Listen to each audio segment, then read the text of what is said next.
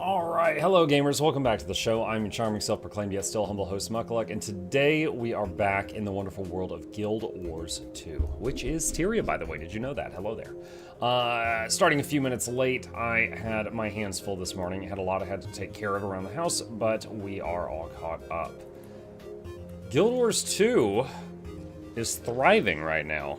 After the Guild Wars 3 announcement, there was just a flood of new players coming into Guild Wars 2, and there was blog posts from ArenaNet, and they said that they had an increase of new players by like 45% over the weekend following the Guild Wars 3 announcement.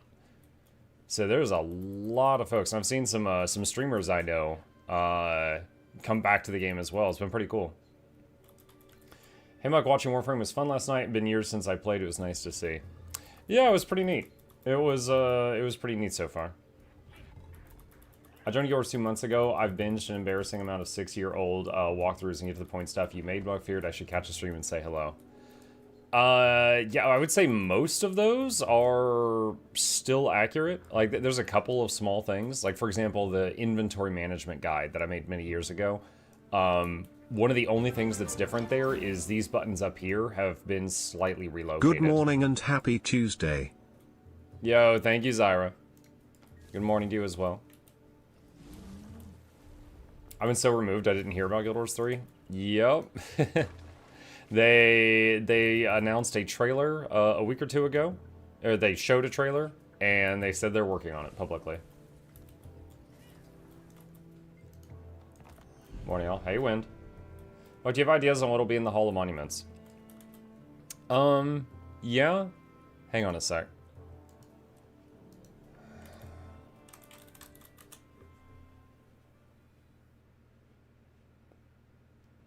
Hang on. Okay, so here is the existing Hall of Monuments between Guild Wars 1 and 2. In Guild Wars 1, you earn achievements down here. Like if I click on this, here's some achievements. And you get points. And as you get points, this bar on the top fills up and you get the rewards on the bar. So it's cosmetics, titles, miniatures, and ranger pet skins. So in Guild Wars 1, there is rare endgame weapon collection, rare endgame armor collection. Those could both, if we're doing Guild Wars 2 to 3, these could be just like legendaries. Titles, maybe like, you know, doing legendary Sarah's challenge mode, stuff like that. Heroes and pets, this would not be in the Guild Wars 2 to Guild Wars 3 Hall of Monuments because there are no heroes in the way that Guild Wars 1 has heroes. Those are like AI companions you level up. Mini pets is collection.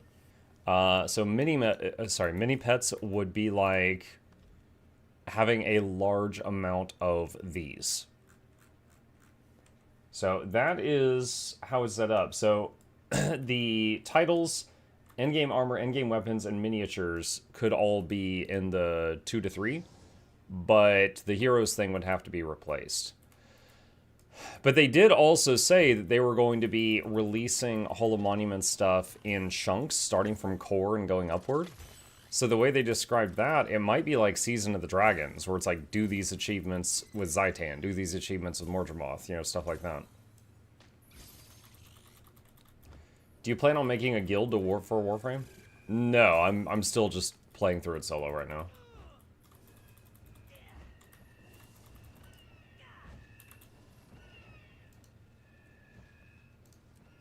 Morning, y'all. Hey, Celix. I started playing World v. World Evoker. I've been looking at the current meta builds and noticed that Scepter Focus seems to be recommended. However, is the meta Scepter Focus build generally easier to play and more forgiving for a newer World v. World player, or is staff stronger if you're willing to put in the time to learn it, even though it seems to wreck and to cut off? So short answer, Mr. Smith or Mrs. Myth. I don't main Ellie. So I would also have to look up a guide to answer that. But I would say staff is probably easier to use if you're fighting in like a big blob of people, you know, and you're kind of protected by being with the group. But the Scepter and Focus would probably be better for like smaller fights where the you know, you as an individual are more important. or you might be targeted. Because focus has quite a few defensive tools to help you stay alive.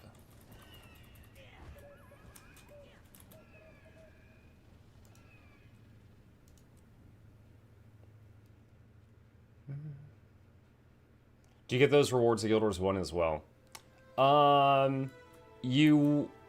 Many of them were attached to things in Guild Wars 1 where you already got something. Like, you got the endgame armor, then you also got the reward point, and then that got you something in Guild Wars 2.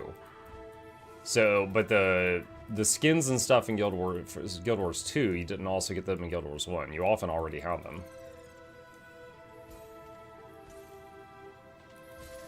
What tools are you using to collect all the things? How do I get the torch to collect things? What tools am I using? I don't know what you mean by the torch question. Currently using fused molten sickle, which collects faster, and then these two don't really matter. Those are just endless tools.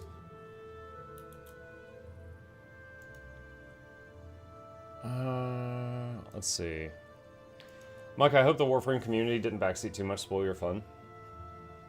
There was definitely, I mean, there was a lot of people there. There was definitely a few people that were spoiling stuff, and when I glanced over and I would see someone say something, and then I would see a bunch of other people like, shut up, shut up, shut up, mods, delete this. I was like, oh, I wasn't supposed to see that. And so that's why I just kind of stopped reading chat. Is because, one, I didn't want to be spoiled, obviously, and, yeah, so I kind of, I kind of just started focusing on the game and talking, and not looking at chat for a long time. But it wasn't everyone, it was like a couple of people. And mods were trying to handle it, but the mods didn't know what was truly a spoiler and what was people screwing around. Guys, look at me, I'm so curvy! Hello. Is there a website for min-max like MetaBattle or Snowcrow? Both of those are good. Another one is Guild Gen. Guild Gen has a ton of builds for every class as well you might check out. Muck on the Bone Zone, then the resources are located. The one I just did? Yeah, that's the guild I'm in. So, like, here's the big area. There's, like, the big doorway. And then you turn left, and it's right there.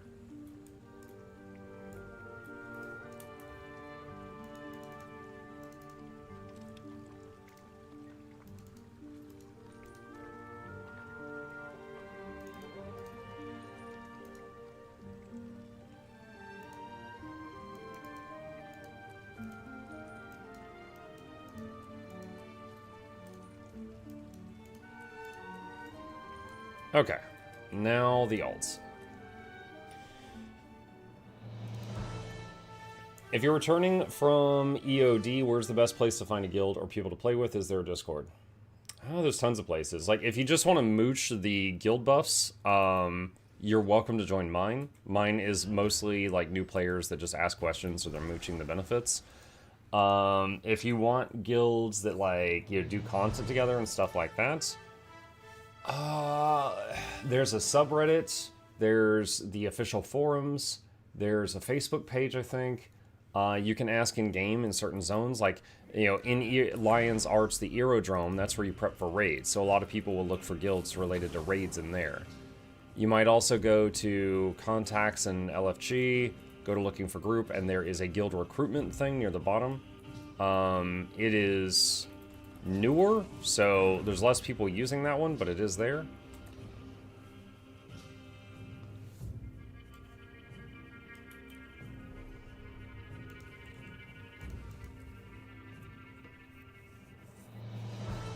If no one said this yet, I can say every Warframe from the tutorial selection to later are viable for every content Warframe has to offer. Yeah, I did ask that at one point. I did ask last night, I said, if I was a perfect player, can I play even the starter frames, like, all the way to endgame? And people said yes.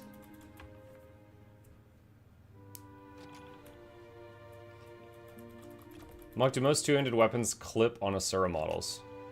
No. Like, unless the weapon's, like, on your back and you've got a big wizard hat, it might clip through, like, the brim of the hat. But in general, no. Char have more trouble with clipping than Asura do.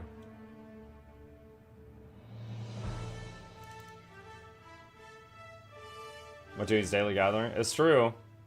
I do weekly giveaways. I gotta get income to pay for them. And this is my main source of income.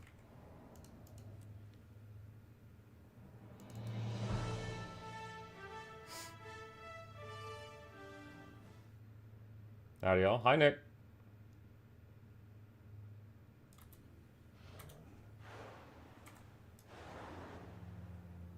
Look, I was looking at low-intensity builds. They still up to date, Firewind in particular. So, Narnan, if you look at the... there's a pinned comment on each of those videos, and it usually says, like, I tried this after Visions of Eternity, it still works, the DPS is 1,000 lower, but it still functions, make this one change, etc., etc. Just check the pinned comment.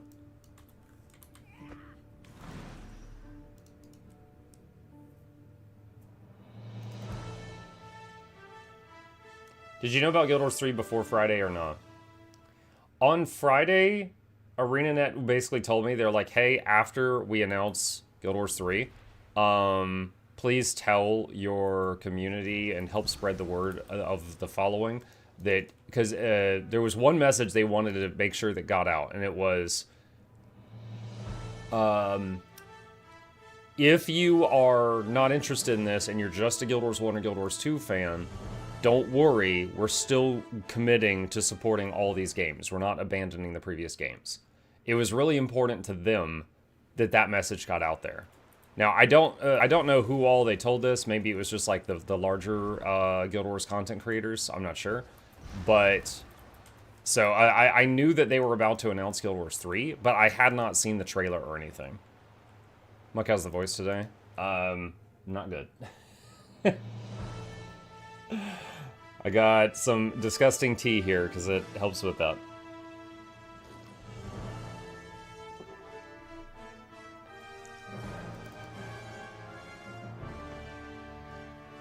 Yeah, when the trailer started, I was like, is this it? Because I hadn't seen it. I didn't know. And then they were like, from a company that's brought to you other great MMOs. I'm like, okay, this could be it. What happened to your voice? In December, I did a 18-hour-long stream. And I knew I'd be really tired the next day and exhausted, but that's it, right? And the next day, I couldn't talk. And then, ever since then, I've just been in, like, constant pain, like, right here.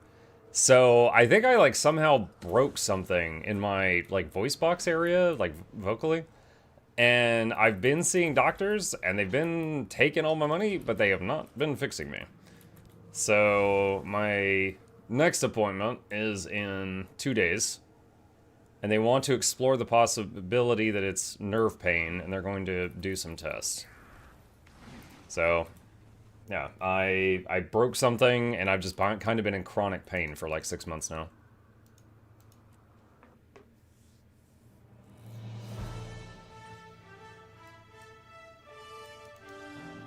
Have they done advanced imaging? They've done 2 laryngoscopies, 1 video stroboscopy, and 1 barium swallow test. So yeah, they've done a bunch of expensive tests on 4 different occasions. Will you try Aeon 2 on release? I currently have not followed any information on Aeon 2. I don't know.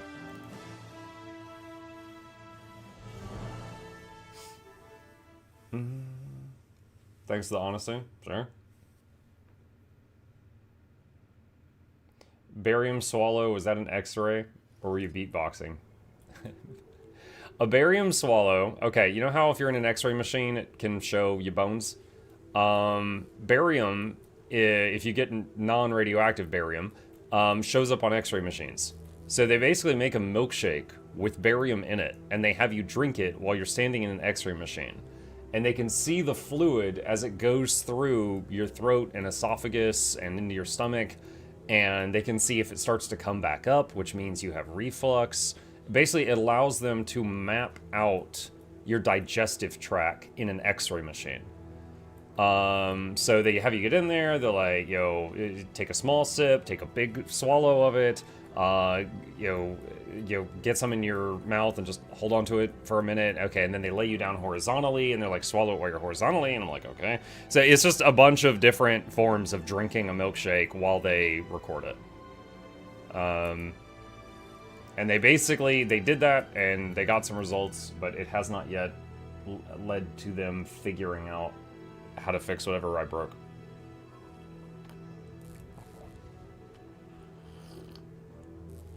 How does barium taste? Not bad, but not good either. It's just kind of neutral. It's kind of like eating plain bread. It was a very neutral taste. And they had me drink multiple forms of it. Like, the first form was more liquidy, and near the end, they had me take, like, one swallow of another one that was much thicker. Kind of like the difference between a milkshake and, like, a Wendy's Frosty in terms of texture. It was like, the last one that they had me try was less liquid. And then they also had a pill that was, like, harmless, but it had barium in it, and they had me swallow the pill so that they could see it go down and bounce around. But yeah, it was slightly chalky, but mostly indifferent taste. That's why I wanted to make sure it was an X-ray, because the beatboxing is an MRI. No, I have not had an MRI. Is it possible to have enough alt characters that cover every elite spec? So, okay, so you could just have 9 base characters, and then each character could have multiple builds. So, like, here's a druid build, here's an untamed build, and then I could have Gale Shot and Soul Beast, and then on my ranger, I would have all 4 elite specs covered, okay? Because of build templates. So by that logic, you only need 9 characters, 1 for each class. But if you're making 1 character for every elite spec, what is that, 36 characters? That's a lot more.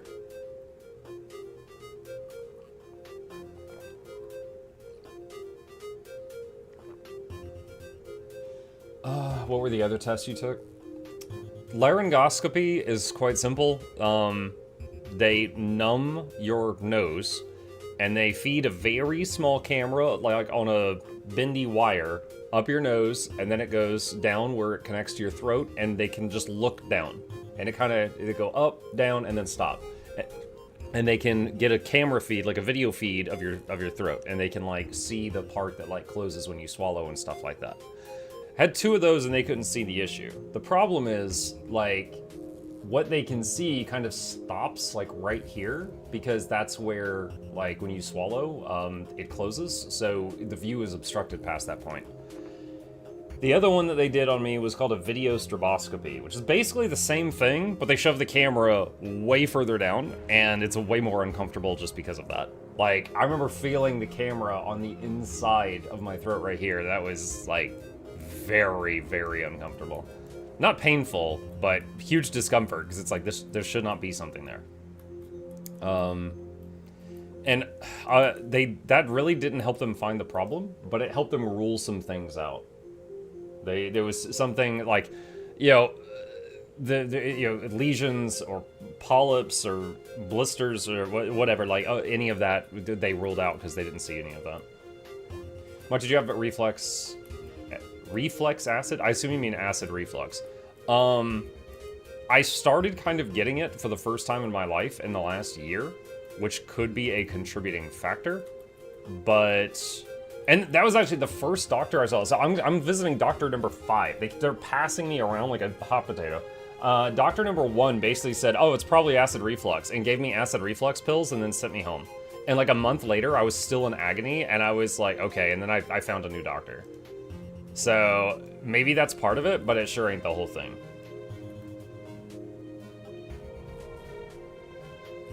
Do you do the VOE mirror farms at all? I have a few characters parked at the mirrors, and I just log in, hit the mirror, open the chest, log out, but I don't do the route. See if you can request an MRI because it could show soft tissue injuries. Maybe. I mean, I'm gonna let them do this test on Thursday. So Doc 1 and 2 just thought it was acid reflux and basically kind of sent me away pretty fast. They're like, oh, you probably have acid coming up and burning your throat, but they gave me some stuff and it didn't work. Doc 3 was super nice. Unfortunately, his ideas didn't work either. He thought it was a muscle thing. He thinks that the cricothyroid muscle in my neck, which is right here where the pain is, he thinks that is like messed up somehow, and he had me basically do physical therapy for like a month, like different neck massages and treatments and stuff like that. But that didn't help. So he sent me to Doc 4, who is a specialist with like nerve damage. And she has me taking, what is this called? Gabapentin, which honestly I've been taking it for like almost a month now, and I don't feel like it's done anything. And she wants to give me a shot, which is on Thursday, which is supposed to calm down overactive nerves. And if after like a day I don't feel any different, then that wasn't it. And then they'll probably charge me like $1,000 or something.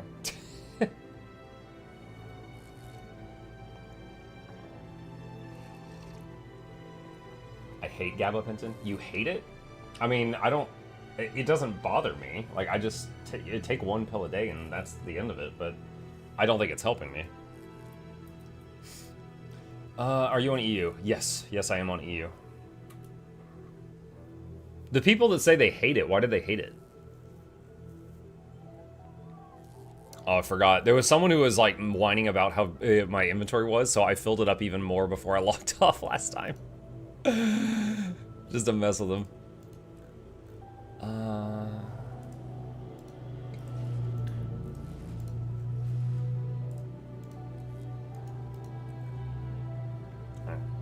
It made me feel weird and dizzy. Well, yeah, it makes you sleepy. It warns you that on the bottle. It says take it once a day. Recommended before bed. Warning, will cause sedation. Do not drink alcohol or drive while you take this. Yeah. You take one pill a day, and you do it right before bed, because it's going to make you sleepy anyway. I mean, if you're taking it during the day and then trying to stay awake, then yeah, that would suck. That would definitely suck.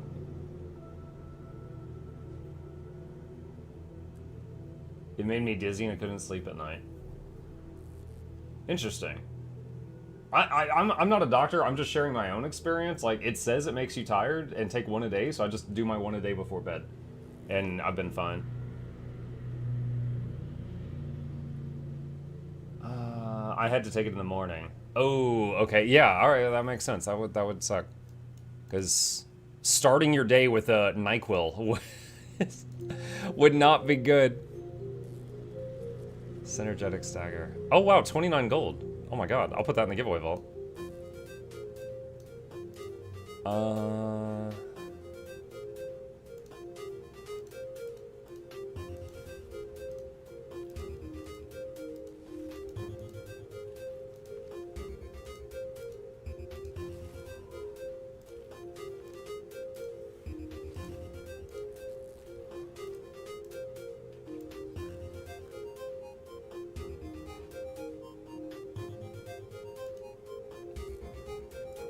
Okay.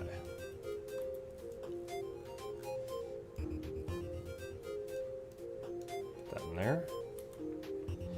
My hubby with a broken back was given gabapentin. Didn't help with his pain, just made his legs start giving out. He had to walk with a cane while on it. Damn. That's crazy. Yeah, I mean, that sounds like that sucks. I didn't realize that this had so many different side effects. Yeah, mine just talks about how it can cause drowsiness. Don't drive or drink while you're on it. Oh, I did have, there was one thing that was kind of annoying. Yeah, some of you may remember a couple weeks ago, I had a cold. Like, I was still streaming and stuff, but I was like, you know, coughing and sneezing and stuff. And I Googled, like, hey, I'm on gabapentin. Is it safe to take Dayquil? And they were like, no, you'll die. Not what they said, but you get the idea. And basically, like, most cold medication that I had in the house, it's like, if you take it with gabapentin, you'll explode. And I was like, god damn it. So I remember the cold was really annoying because a lot of my cold meds I couldn't take. So that was rough. Affirmative.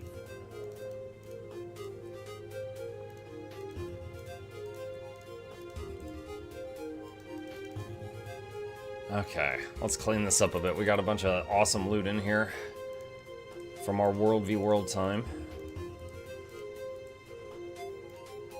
Like, what's the one thing you'd really expect to be in Guild Wars 3 and one thing you want for a future X-Pack of Guild Wars 2?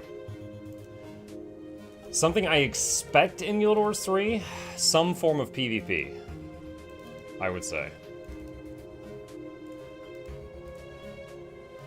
I don't know if it will be there. Like, it's going to be a very different game. Because they very much might just be like, oh, you want PvP? Try Guild Wars 2.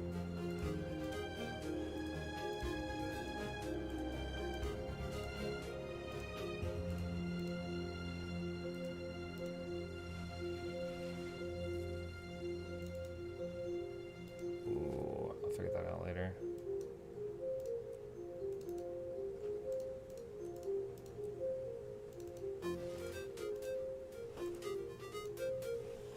My friend took gabapentin and then that cargo ship blocked the Suez Canal. Probably unrelated. You're so stupid. Why did you do it? Why did you take the pill? Now gas costs like $9.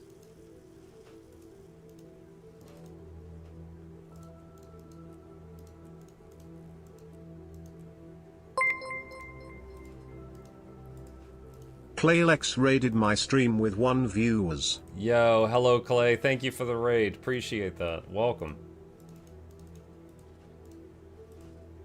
I'm just cleaning up my bags right now. Is Guild Wars Universe story is original to studio or any novel? Where did the story and patches start from? There are 3 novels. But I'm pretty sure the novels came out after Guild Wars 1? I can hold on. Google, help! What year did Guild Wars 1 come out? What year did Guild Wars novels come out? Let's see. Guild Wars 1 was 2005. Novels were between 2010 and 13. Yeah, so it was the Guild Wars 1, and then the novels, and then Guild Wars 2.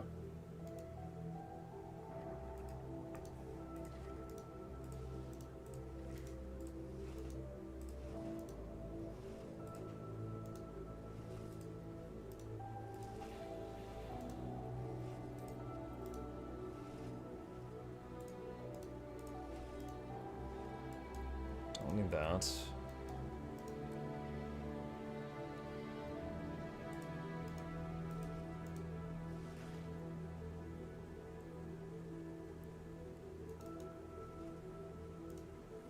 Oh, dude, I didn't even see these.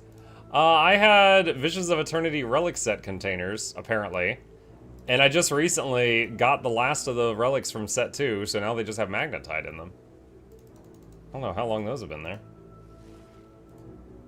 It's because someone messed up my bags, made them all dirty. Oh my god. These are a bit tedious.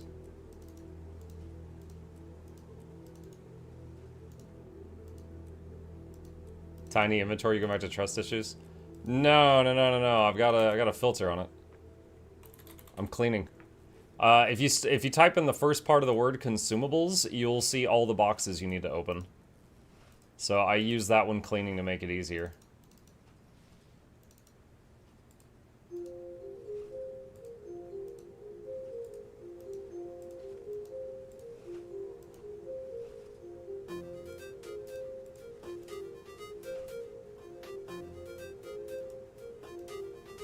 Mist infused sharpening stone.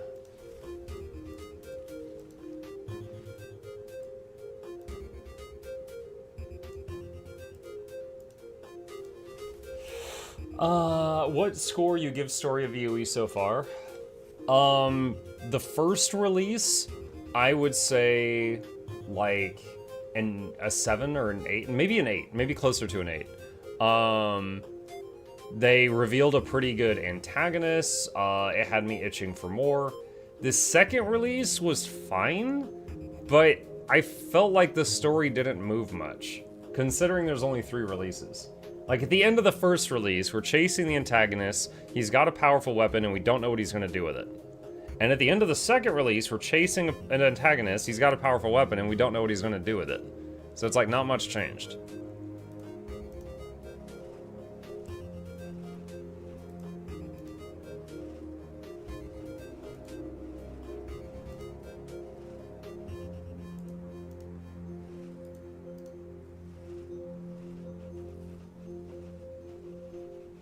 Uh-oh.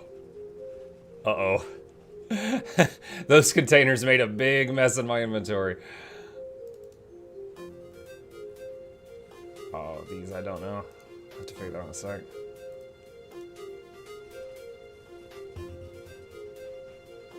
Yo, it's actually lagging.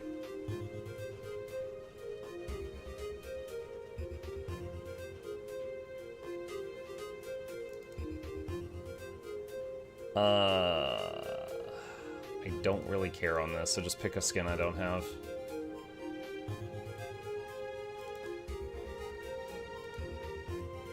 Okay. Unidentified dyes.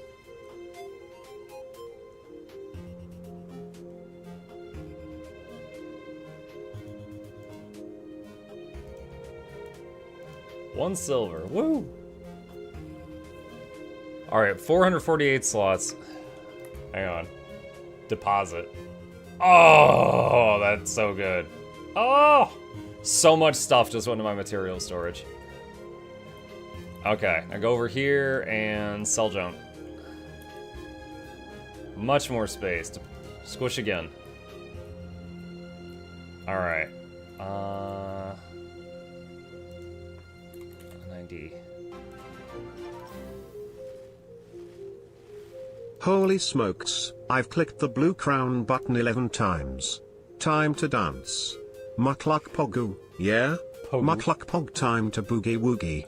Boogie woogie. Thank you, Ethan.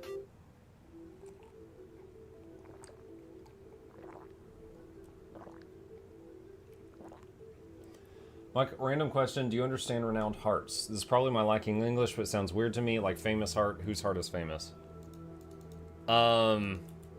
It's just those hearts on the map. The things that are like kind of like a quest. That's all it is. It's just those heart icons on the map where you go there and you do like an activity. That's it.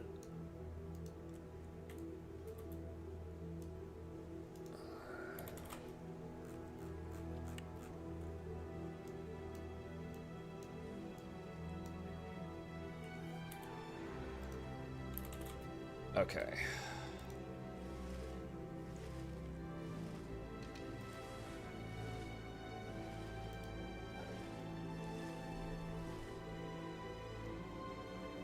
I thought Muck was a Warframe streamer.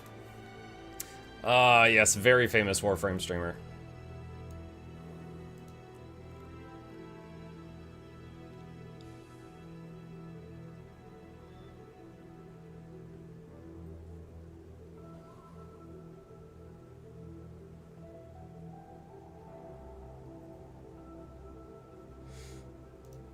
Okay, yellow stuff. Got a few oranges here.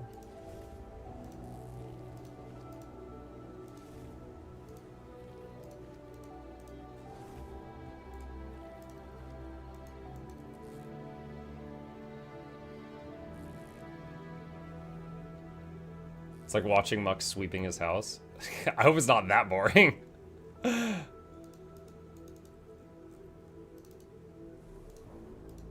We have completed the task at hand.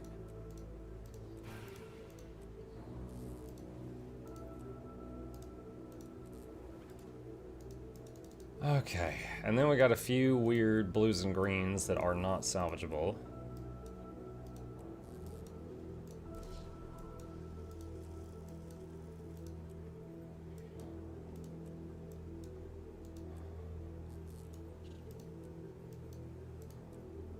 Wow, I got a lot of them.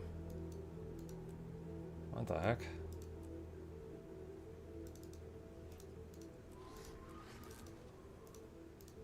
This is the only proper course.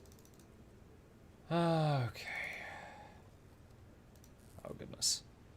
Alright. Got an ascended ring called Bagnak.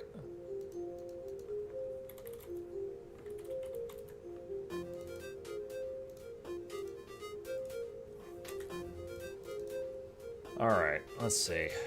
Crocotite ore overflowing.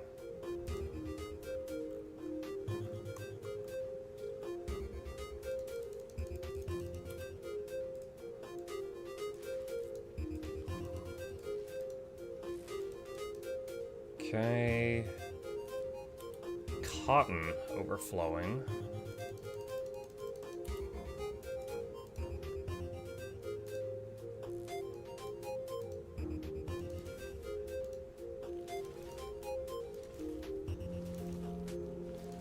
All right. Gossamer.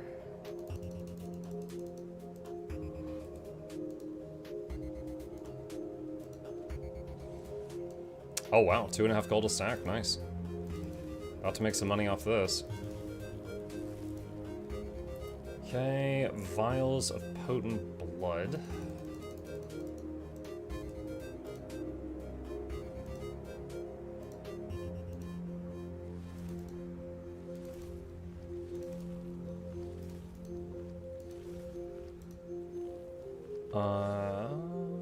What else? Eyes of... Sales call. Eyes of Cormyr. I don't think these are worth much. Hey, my completely random question. Do you follow FIFA World Cup of Soccer? Is that a sports ball thing? No, I do not. Sorry if I disappoint. I know how to say, did you see that shameless display? Arsenal really phoned it in last night. That's about it, though.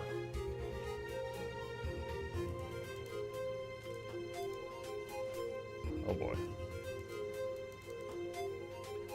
Corrupted Hero Weapon Locker.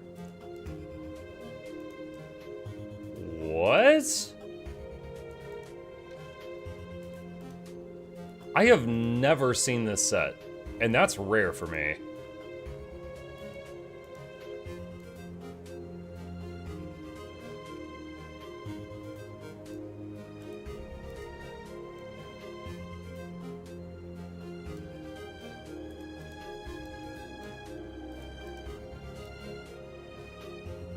Pretty neat.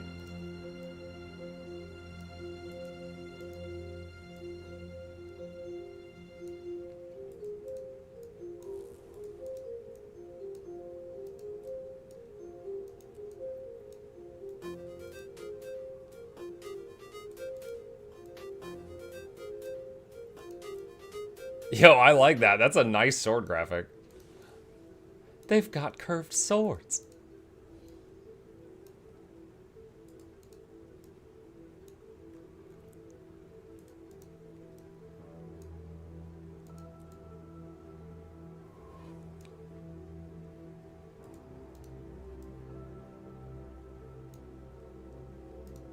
Take the short bow.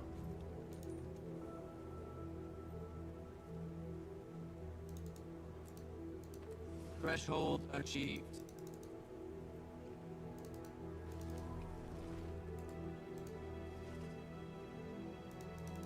Okay. What else we got?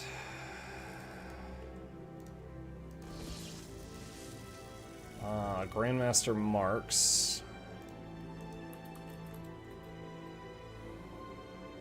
Those in the bank, put those in the bank. Eotrite is overflowing.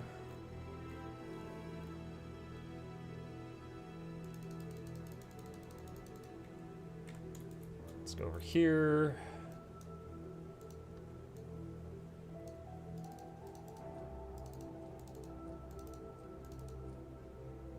Sell the spoons.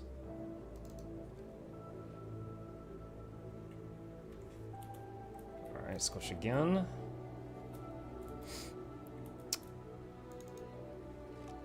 I have 12 of these? What the heck? How did I get so many of these? Alright. Dagger. Focus. Greatsword. Hammer. Mace.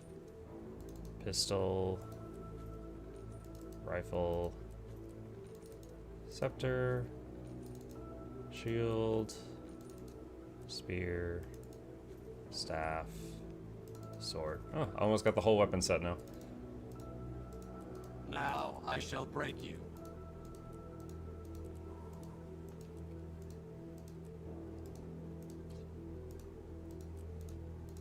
This is the only proper course. Okay. I get 3 globs of dark matter from breaking. Wow. Yeah, I did. That's rare. From orange items. Okay. Let's see. Emblems of the Avenger. Okay, we could put emblems in the bank. Put that away. Castora Hero's Choice Chest. Just that. Just get rid of it. Alright.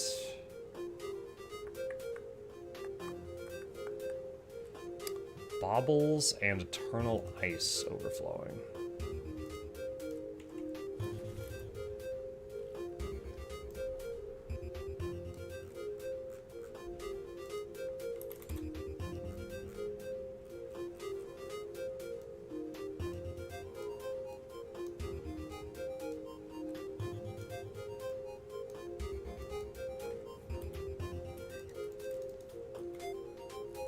Okay. Eat those. Alright, so Eternal Ice. Let's get rid of that. I hate inventory management in Guild Wars 2. I mean, they are very generous with their boxes that have boxes that have boxes, but I have to do this like once a month, so I don't mind it. Also, it's kind of exciting when you open something and like get something really rare out of it. The spirits of the wild welcome you.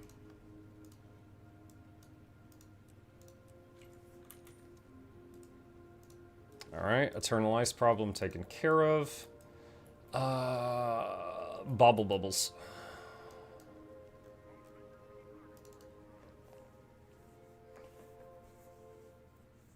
Convert Eternal Ice to Tyrian Defense Seal and buy map boxes with him. Yeah, I did that a couple times, and it's another option from what I was doing, but this is comparable in value, and it's a lot faster.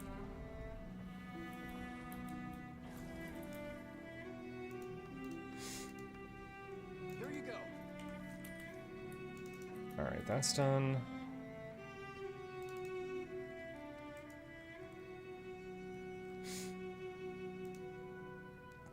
Do I have this whole set?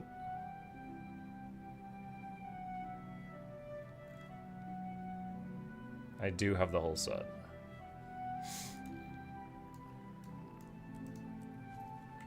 Okay. We have completed the task at hand.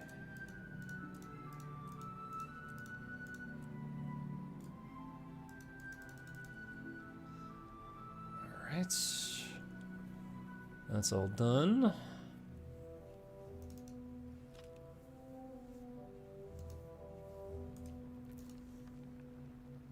These don't sell, I just sell these here. Can you sing me a lullaby? Yeah, I could. I will not be doing that. But can I? Sure. Here, take it. Alright, well, we're down to 100. We were at a full bag earlier. We're down to 110 slots. Black Lion keys. Put those in the bank, throw those in the bank. It's 2 more slots. Here, take it. Blueprint.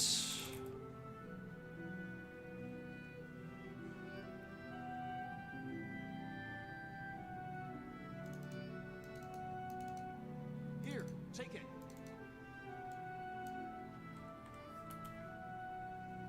Okay, that frees up a few more.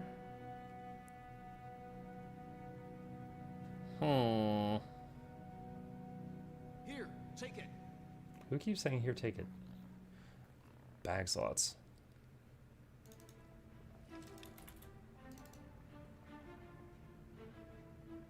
Wait, do these stack? Here, take it. That's weird that they were like that. Okay. Oh, leyline sparks. Is there anything? Was there? Does the converter have a thing for leyline sparks? I've apparently got 3,000 of them. Monkey advice for a new player who accidentally became a double pistol thief. If you're already a pistol thief, it sounds like you're level 80. So, like, I do have advice for new players. This is my new player guide, and this is my general tips guide. You might enjoy either of those videos. But tips, like, there's nothing wrong with playing pistol thief. If you want to play that, that's fine.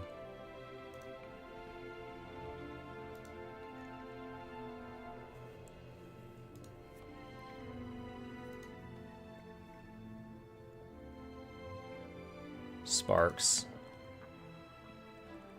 Leyline crystals, crystalline ore, shimmering crystals, tenebrous.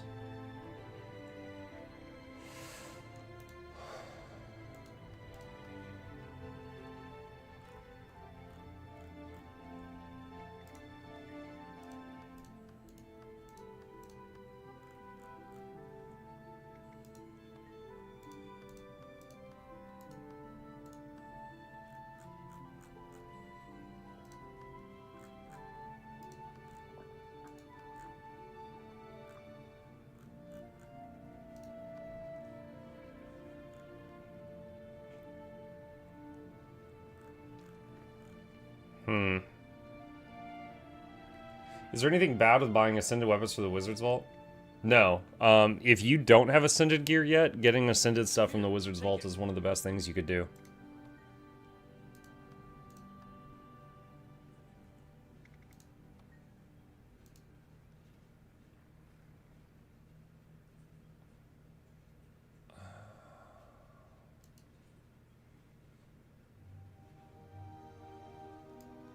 There you go. Wow. I'll do this. That's a lot of karma. That gets you 10 leyline. It's invisible dance! Breaker down. Shazoo, what's up, Vandal?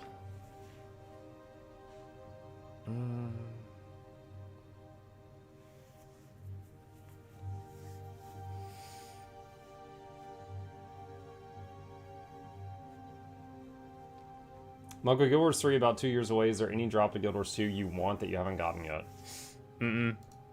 No, I'm just here for the love of the game. No, I mean, I gave away like 40,000 gold worth of stuff a few weeks ago when we were celebrating 8 years of daily streaming. Like, no, if I had something I really wanted, I would have kept a drop of that money to get it. But no. Alright. I think our bag is pretty clean. I think we're doing pretty good. Hello.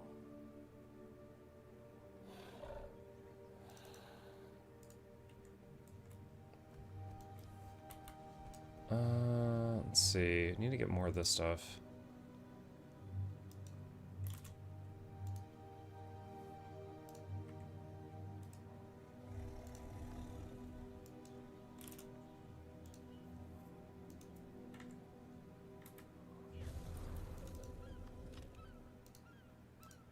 Okay, there we go. Stocked up on our food buffs. Morning Muck, I need yours opinion. What should I have for breakfast? How is that? What? How's that yours opinion? Scrambled eggs. Bacon. Hashed brown. Good day. Baked beans. Toast. Spirit save me.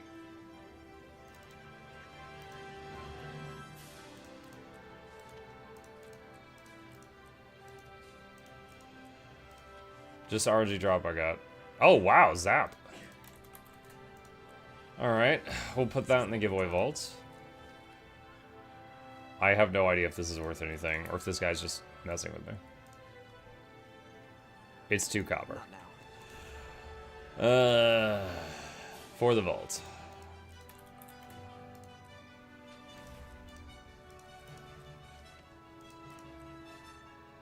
Oh my god. 100 gold for the vaults. Butter and potatoes. Punch the vault. I think I already sent that guy. Thank you. Okay.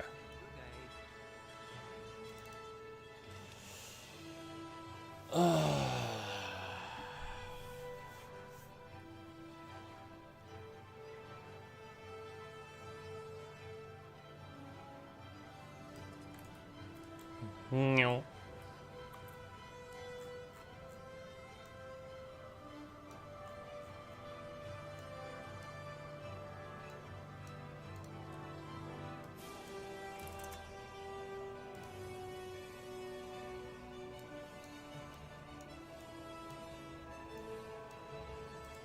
What are zucchinis worth? Okay, yeah, I'm not doing a zucchini giveaway. They're less than a gold.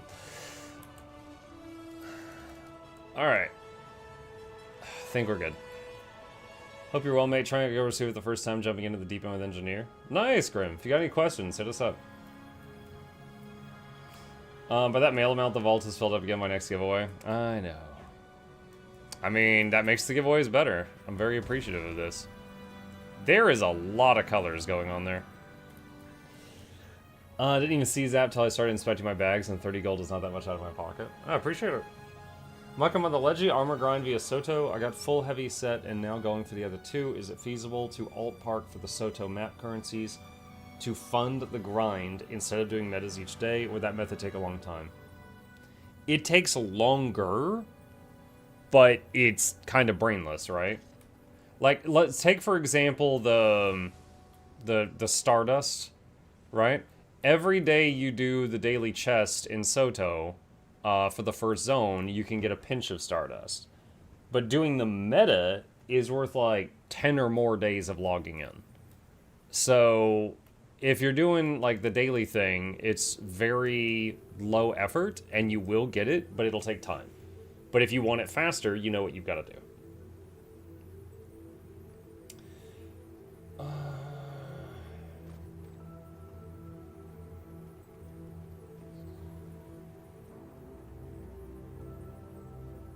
Thanks to the mini guides you put out, it's been quite useful to me getting towards my goal without being utterly lost. You're very welcome. Guild Wars 2's very bad in-game guides is what keeps me in business. Mark, what would you like to see for the new World v World map? Success. I would like to see them make something that people enjoy playing. Because the desert one... I wasn't an active World v Worlder, really, when the desert one came out, but I know historically that most folks didn't care for it. Let's see. Wardrobe. Oh, what's in the shop right now? Wedding attire? Hold on. That's something.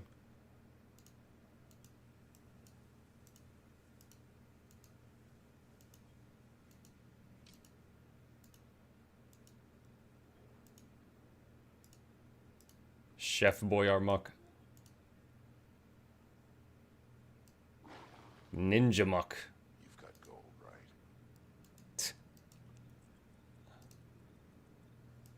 Doesn't fit through doorways, Muck.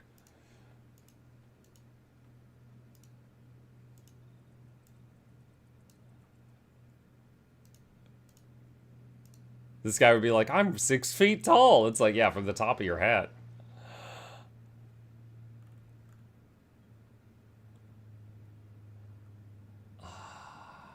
I'm waiting for, I want this one to come back. I want this for when I'm in World v World.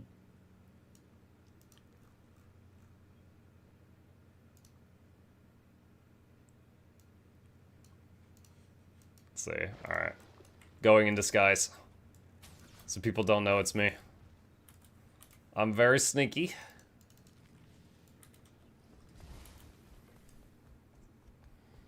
Do you only get full rewards once a day when you a meta, or can you farm one meta a lot? Okay, so Koof, we're talking about Soto, right? So in Soto, if you do a map meta, you will get you know, the rewards, and one of the rewards is a hero's choice chest, which has like the big stuff in it. That chest is once a day. The other rewards you can get multiple times, but the hero's choice chest you're only going to get once a day.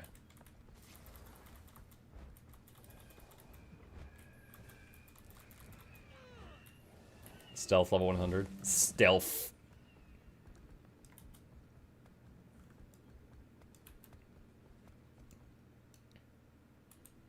Muck, what do you think about Beetle Racing with Mario Kart gameplay? That's just the original Beetle Racing. Guild Wars 1 Beetle Racing had, like, pickups and stuff on the map, and when you would run over them, you would get, like, one use of an ability, like a turtle shell, and you could, like, muck with the other racers. But they just never added those power-ups in Guild Wars 2.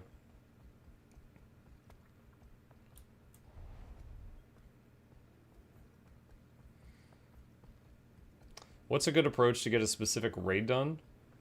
In my case, the turtle saddle. That seems to not ever be going in group find. You just make a group. You make a group in the group finder, and you say like, hey, you know, doing Caning Overlook on normal mode for the turtle model. The turtle. I was trying to say saddle and mount in case it said metal. And that's it. Easy.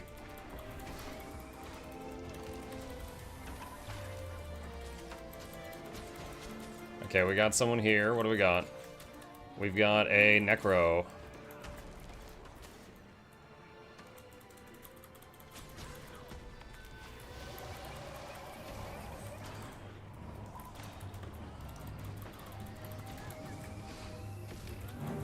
That was close.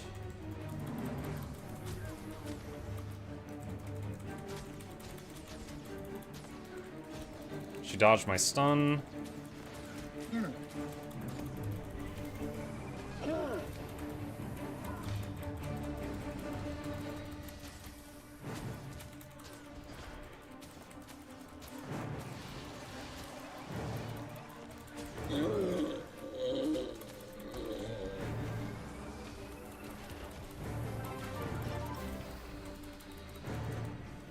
"30 flirty and thriving.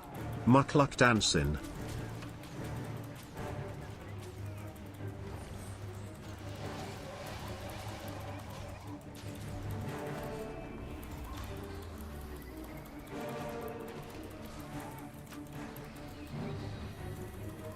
Oh my god. Dude, that was really close. Multiple times. Oh, we got somebody else. We got somebody else.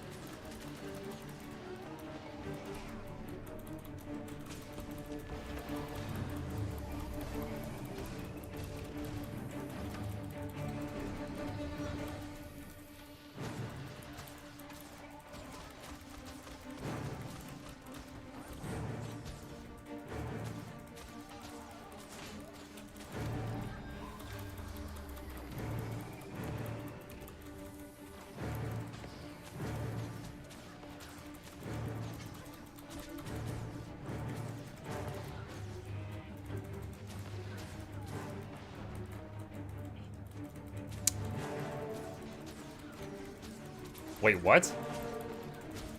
How are you up? Lay back down. He rallied? Okay, I don't even know what he killed. That Necro was a tough cookie. That was really tough Necro for me. I felt like every time I knocked her out of Shroud, she was back in Shroud in like, you know, a few seconds. One of the ogres died. Freaking ogres. What do you use for the mouse highlight? It's in game. What is it under? One sec. Cursor contrast, it's right here.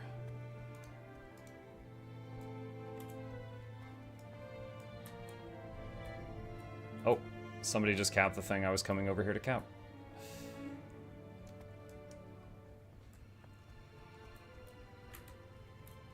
I don't want to fight her again. I'm taking my 1 win, untied, undefeated, and I'm leaving with it.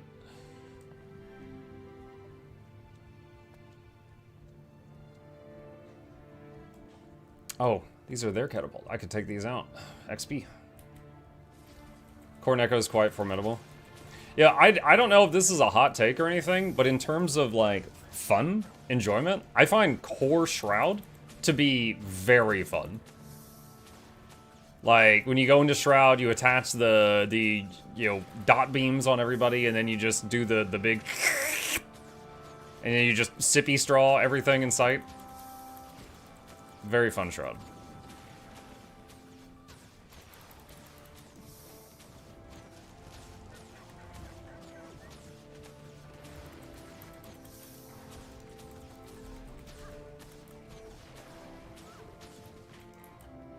Why have you brought these wolves upon me?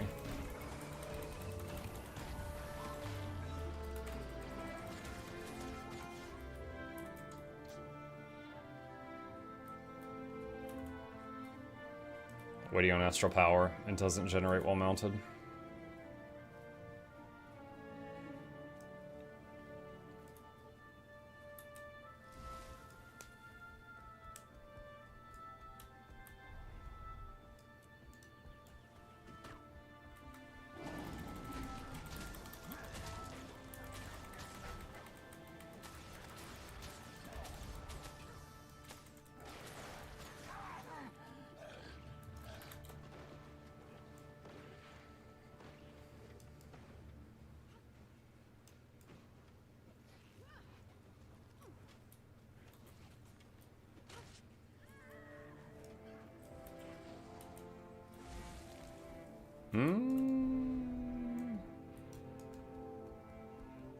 Oh, wow.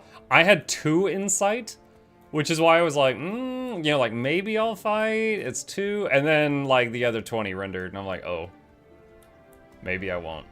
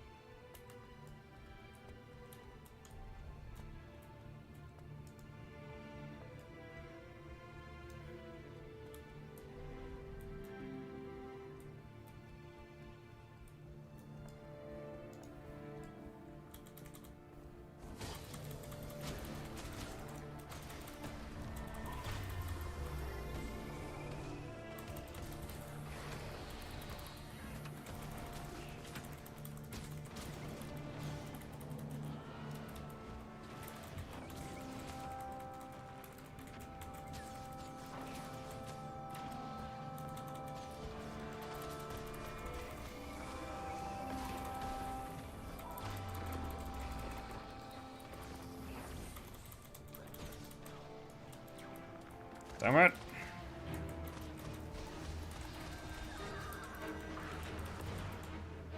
No, a will blender.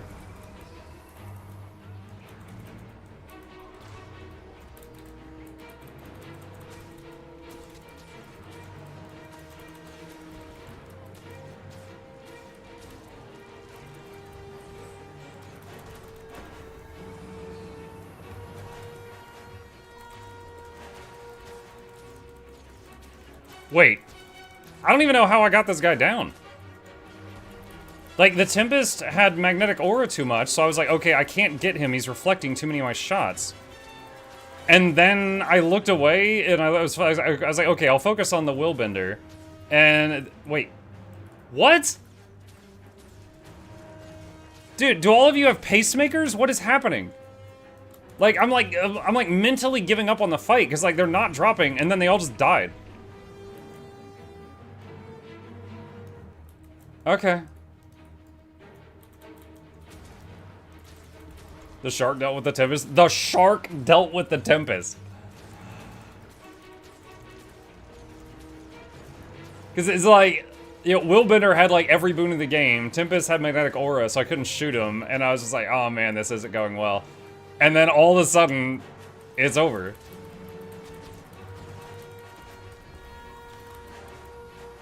Okay, hold on. What is the other guy? Oh, it's the Reaper that respawned. Oh, hello. Evoker.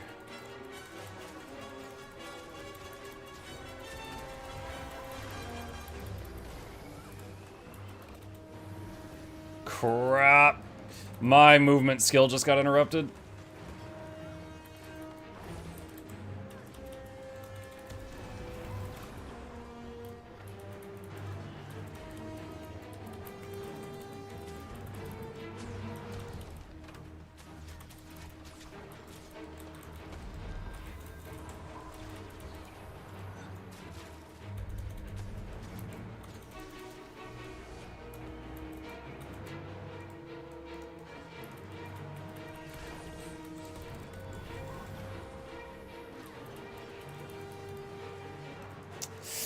Yeah.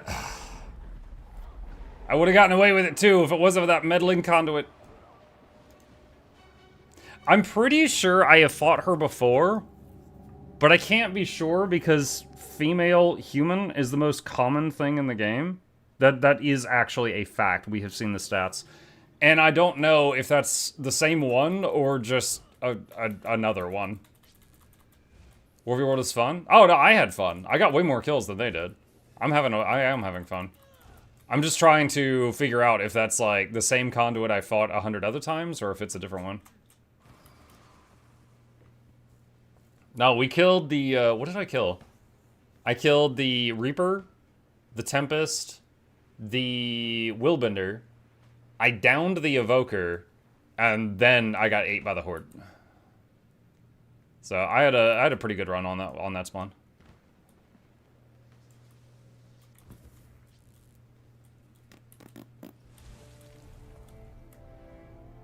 You know, honestly, one of the things I enjoy the most about World v. World is my favorite class to play, which is currently Druid, is better in World v. World than PvP. Because for some reason, in PvP, Celestial Avatar, I think it's like a 20-second cooldown? One sec. Okay. Cooldown 10 seconds. Yeah, it's in PvP it's a 20-second cooldown, and in World v. World it's 10. I don't know why, but it's half the cooldown to use my class ability in World v. World. And then on top of that, the food buff. This may sound silly, but like the food buff is actually like very, very good for Druid in World v. World. Every time a Druid does a green number, they refill their astral power. And this food buff gives you a tick of healing every second, so it acts like a battery for astral power.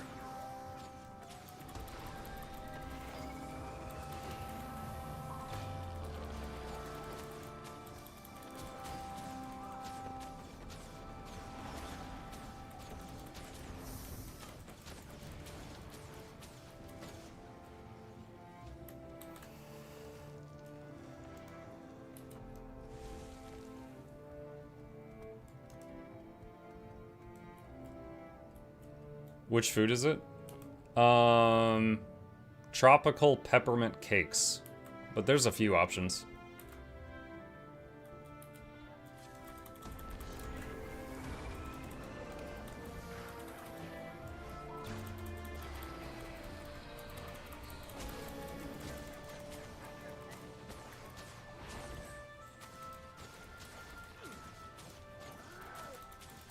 Bros, yeah.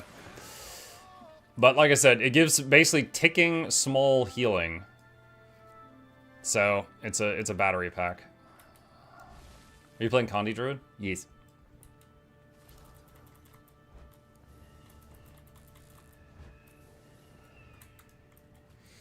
"39 seconds.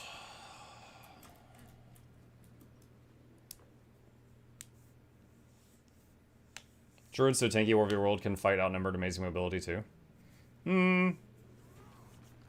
There's really not any mobility that's inherent to the Druid elite spec, but it's got Ranger mobility, which is like, okay, like if you bring weapons with movement skills, if you bring like staff or sword or something, and I do have staff.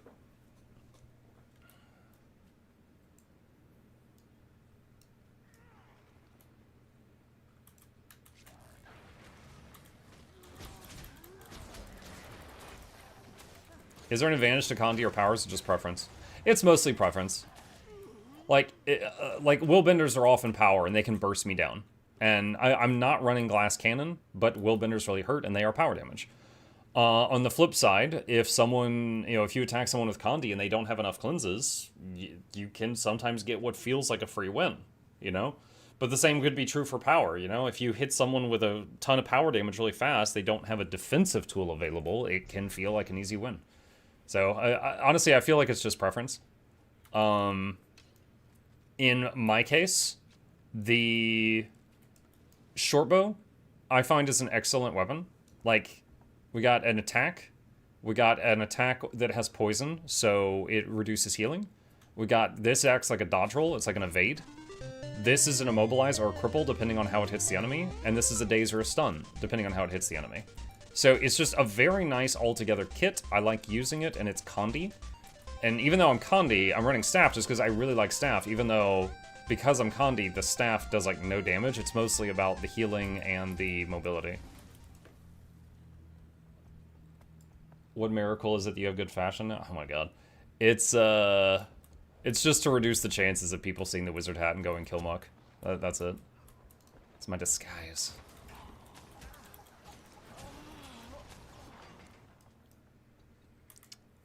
But, for example, earlier, I fought a Core Necro you may have seen. It was extremely challenging, and I almost died multiple times because she had more than enough cleanse, and she hurt.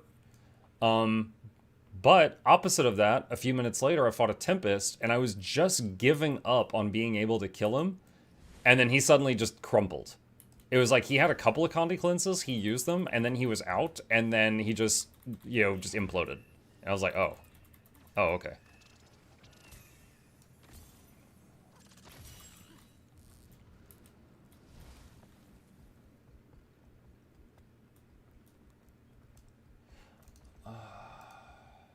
Give me just a moment.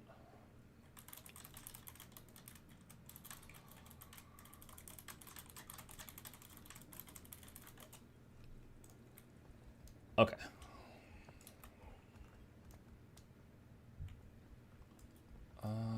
Actually, let's go through the ogre camp again. Are you running a lot of Condi cleanse? For a ranger, yeah. There's...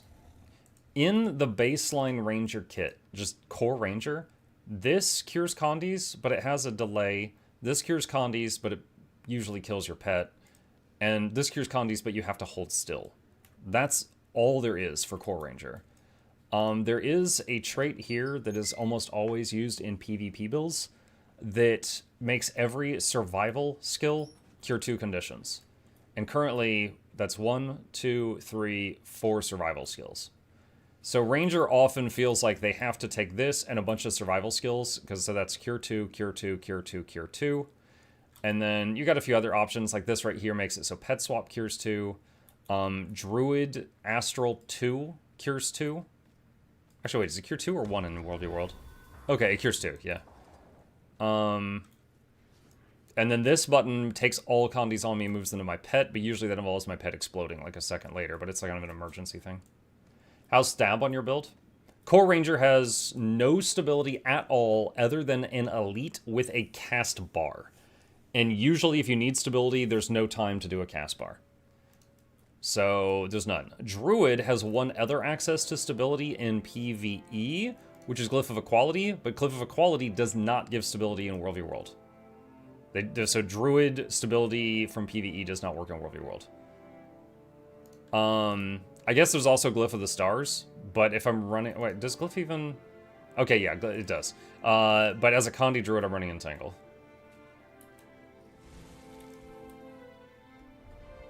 So Ranger is one of the classes with the least amount of stability in the game.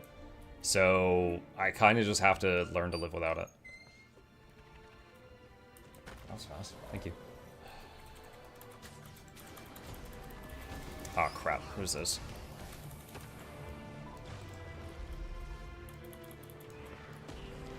Hey, look, it's the Tree of Birds. How are you today?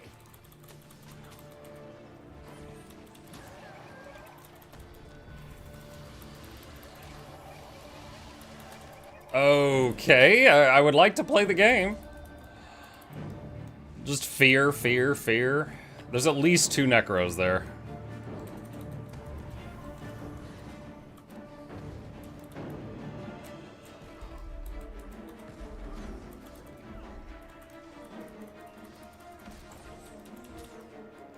I think I'm dead.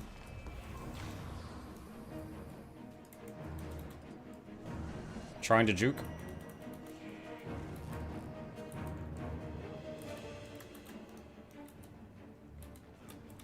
Damn it.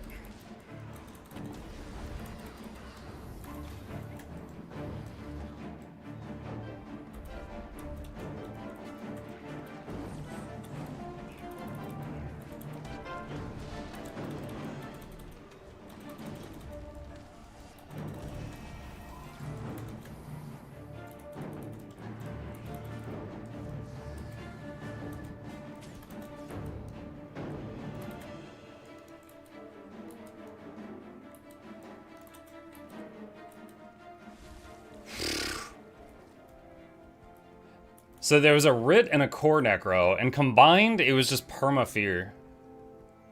The Herald was, like, he wasn't bad, but he was more annoying than the other two. The other two were, like, a big threat.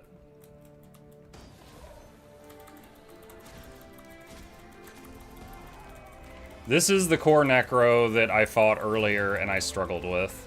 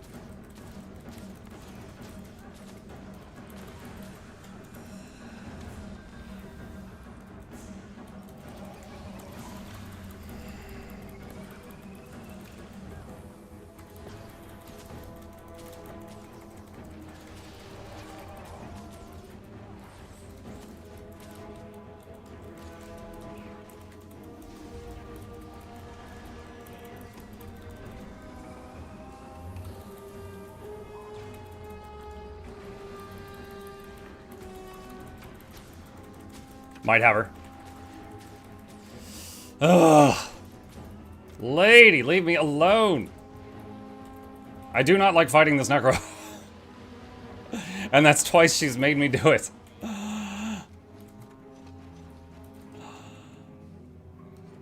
She has so much AoE damage that even though she's targeting me the whole time, she killed my pet 3 times. And as a Ranger main, those are the worst when you are fighting people that are able to kill your pet without effort. Thank you, Grim. Appreciate the prime.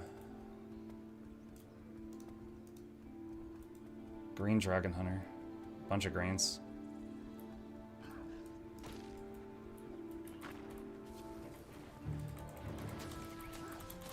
Since you went variety streamer, what's your favorite variety game? I still love Guild Wars 2. This gets most of my time. Oh wait, this isn't vulnerable. My favorite game. So I did. I have a playlist on my channel for tier lists, and I did a tier list at the end of each year as a variety streamer. So each tier list video is like me tier listing 100 games. So there's a lot of games I like. But Guild Wars 2 is definitely like, you know, the bread and butter of this channel. Riftmaker? You mean Rift Breaker? Yeah, Rift Breaker is really good.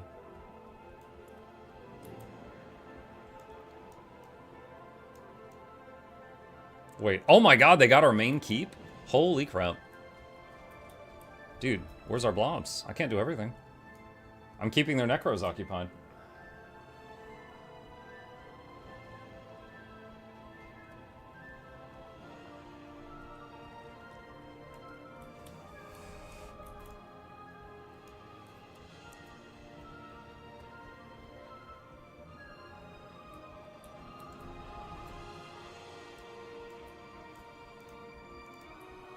Ah, 2 minutes. Would you say this build works on 180 ping? I can't say. The biggest problem with ping, in my experience, is when you can't quickly weapon swap and hit another skill very fast. Like Untamed with ping, in my opinion, is worse than many other classes with ping. Because Untamed, you have to like weapon swap, and you have to hit your 1 key within a few seconds for it to be an ambush. And if you don't, you lose the ambush. So with ping, it's impossible. But I can't really say, because I'm not really experiencing much ping right now. I've got 127 at the moment, I'm fine.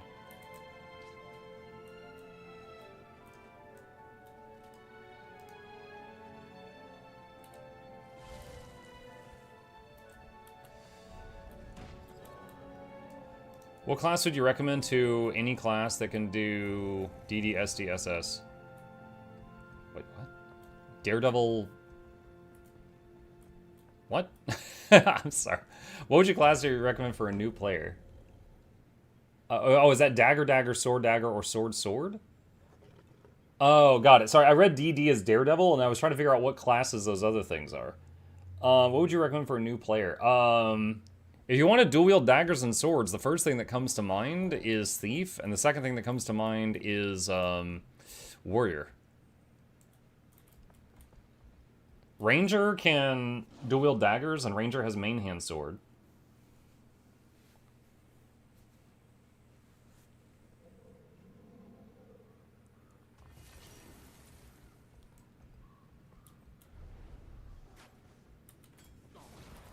Oh, okay. I was going to, like, lure them over to the boxes and AoE them down there, but this other person's here, so it went differently.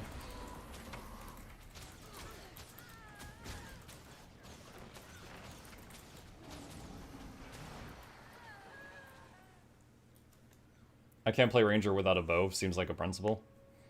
I'm using a short bow right now.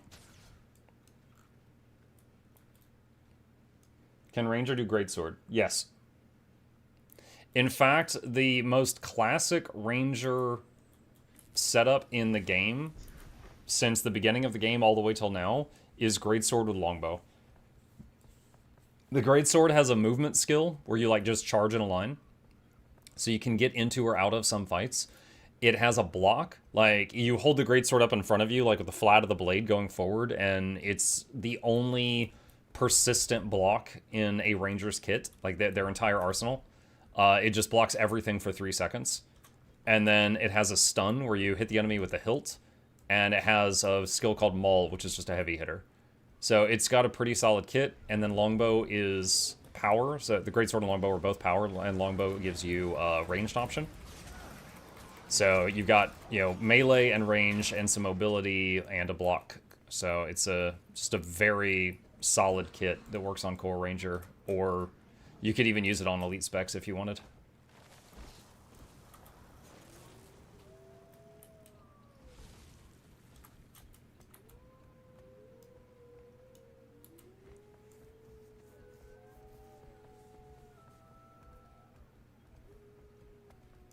Is there a Necro healer build?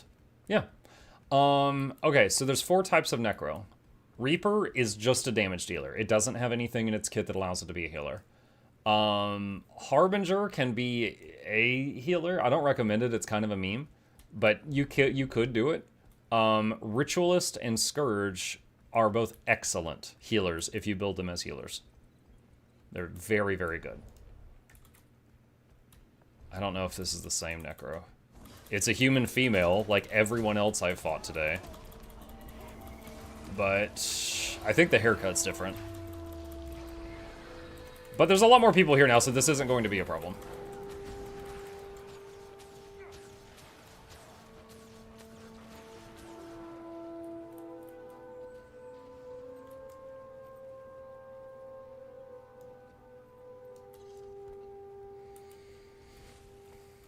This guy's name is Captain Chicken Nugget.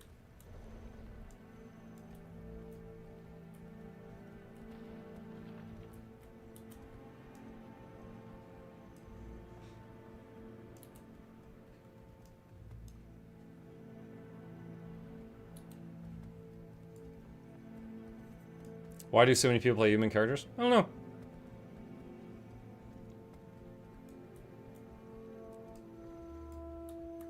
I would assume that the average player... Dude, that guild's called KFC. Right after running into Chicken Nugget, I run into KFC.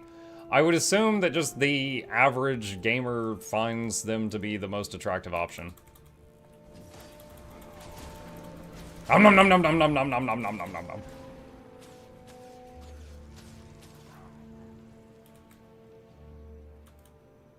What would you say is the easiest engineer elite spec to play? Mechanist. And it's very fun, don't get me wrong, I'm not bashing it. I do enjoy Mechanist, but it's absolutely the easiest. Now, you can make it more complex. Like, any engineer, if you're like, okay, I'm gonna maximize damage, I'm gonna run flamethrower kit, bomb kit, grenade kit, mortar kit, and my weapon. Okay, you just made it so that you have 5 weapon swaps. It is now complicated. And that is true for any engineer. If you're running a bunch of kits, it's a lot more complicated.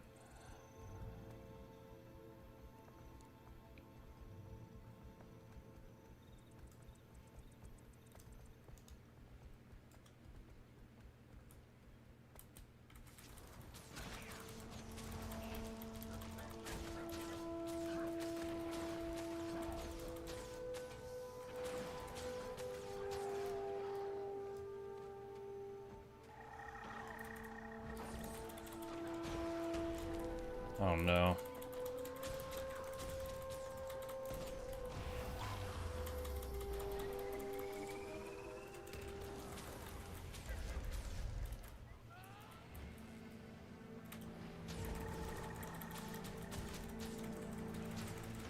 How's your Condi cleanse, friend?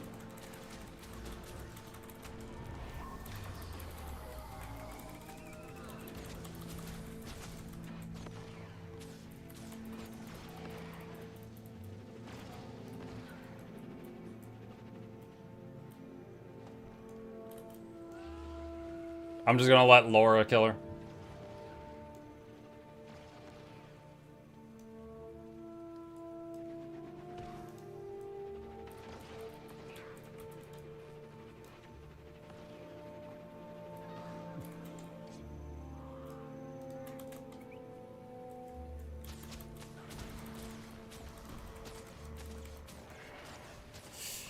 That was a deadly character. Like, that fight was very quick, but if it had dragged on much longer, like, I would have been in danger.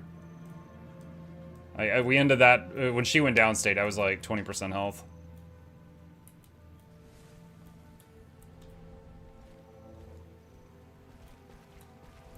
Mug, as a new ranger player, what's the easiest elite spec to learn?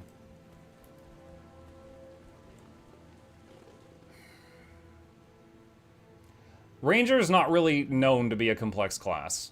I'm trying to think, like, okay, Soul Beast in PvE is very easy because you kind of merge with your pet and then you forget that you ever had a pet. And it kind of plays like Green Warrior. You don't have any additional weapon swaps or anything like that. Druid and Gale Shot both basically have a 3rd additional weapon.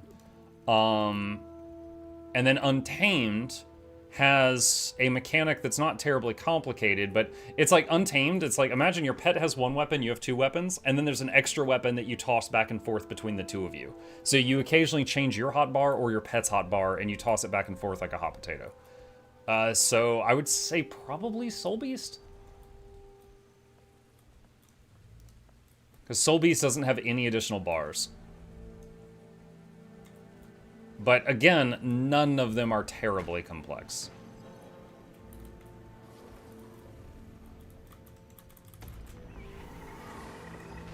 The Thief's back.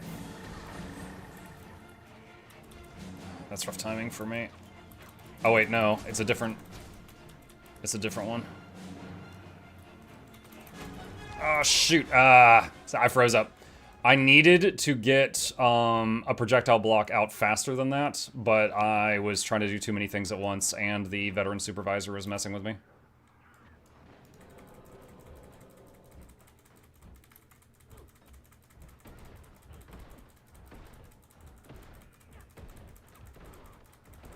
I was trying to see if I could get a rally, but there was no way. That guy does more damage than the other one. What I needed to do there was instantly deploy the turtle shield and stabilize, but I kept trying to stabilize without getting the shield up, and that was not the play. I just froze up under too much pressure.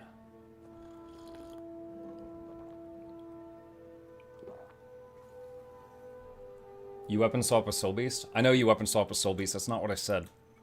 I said you don't have any additional weapons with Soul Beast. Druid has Celestial Avatar. Gale Shot has Airbow.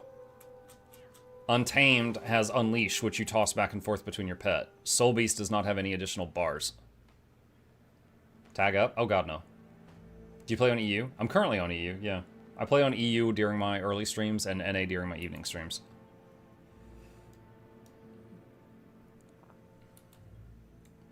No? Alright, no, for real, look. I have had times where I tagged up, and the enemy team just constantly stream sniped and hunted down my group. I have had times where I joined tags, and after they kept getting jumped because the enemy team could use my stream to see where they were, my allied team told me to get out because I was ruining the experience for them by being there. Like, both the enemy team and the friendly team wanted to kill me. Alright? So, because of my amazing experience in World v World, I just run around and solo roam. I scout sometimes, you know, I'll let people know, like, hey, green blob here, blah, blah, blah, blah. But no, I'm not leading blobs, I'm not joining blobs. Add a 10-minute delay. But then I can't talk to you guys, and I value that more than playing World v World.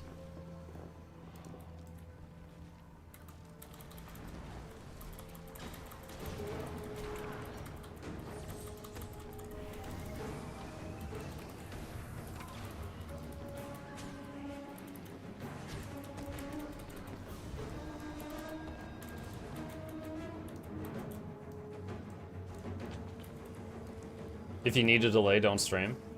I disagree with that because there's competitive online like tournaments and stuff that use delays, and they're very fun to watch. However, in those cases, the person's focused on the gameplay, not their chat, so they can run a delay and it's fine. But in my case, I would say more of my stream is about me talking to you guys than me showing any impressive display of skill. Like, I know I'm okay. I'm pretty confident in my ability to be okay in Guild Wars 2. I'm not gonna say, like, I'm amazeballs.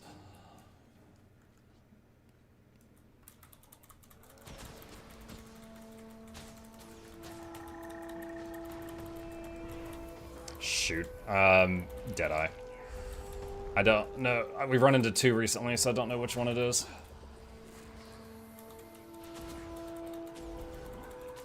The Tempest. Okay, yeah, giving up on this group. The largest hard counter to a Ranger in PvP is if the enemy team has a Tempest as their healer. Because Magnetic Aura on the whole team means I can't shoot any of them because I shoot myself. And there's no counter. There's nothing in the game that removes auras. So we are going to just go around that group and find something else to hit. Deadeyes are easy to deal with. Oh, I don't have a problem fighting a Deadeye, but getting shot by Deadeye while there's 3 other people on me is a death sentence.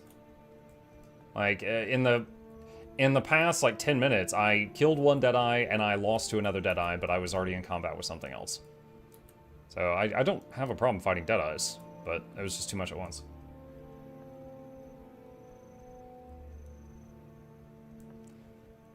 Signet of the Hunt and Unleashed Ambush.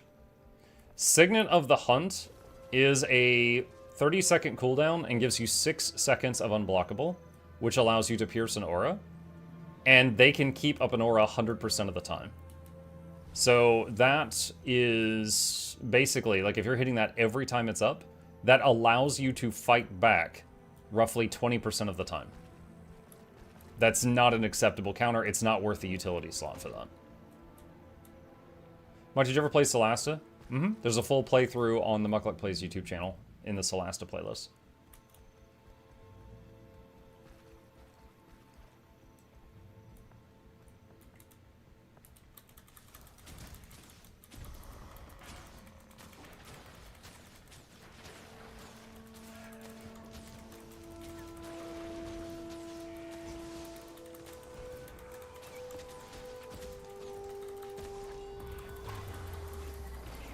Longbow 5 and Green Clouds. Green Clouds is Untamed, that's not what I'm playing currently.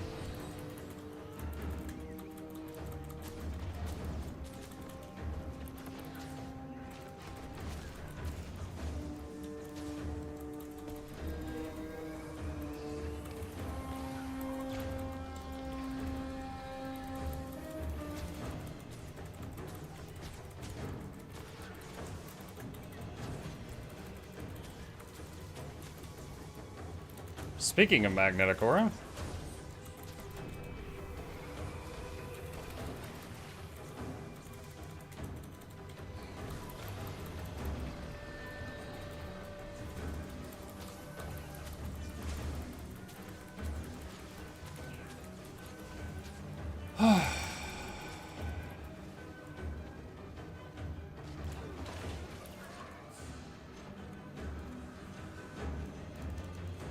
you beat an amalgam? Yeah.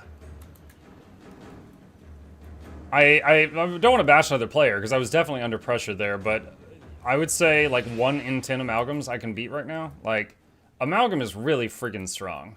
So I would say only the people that are probably newer at playing it do I win against.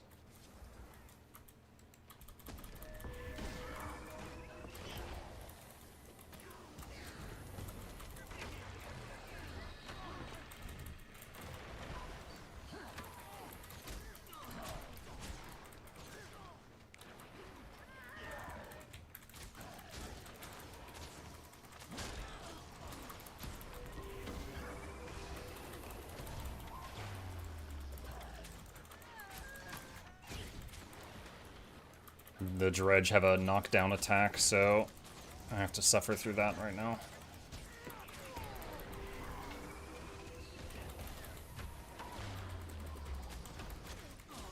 For a second, I thought this guy's name was the Dredgenator. I was like, what? Oh, that was Dredge's other thing. Okay. The Dredgenator.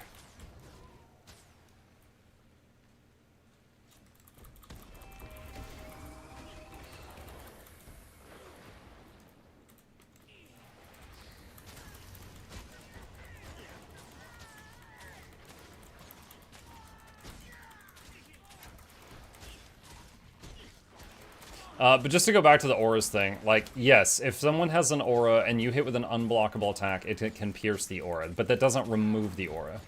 When I said that auras don't have a counter, I mean that, like, you can't remove them. Like, boons can be removed, conditions can be removed, you know, enemies can be immobilized, things like that. And then immobilized can be countered by a boon, but there is nothing in the game that removes an aura. And a well-played Tempest can have either Magnetic Aura or Chill Aura permanently on their team, and either one of those is absolutely crippling to anyone who's trying to attack them. So it's really, really good.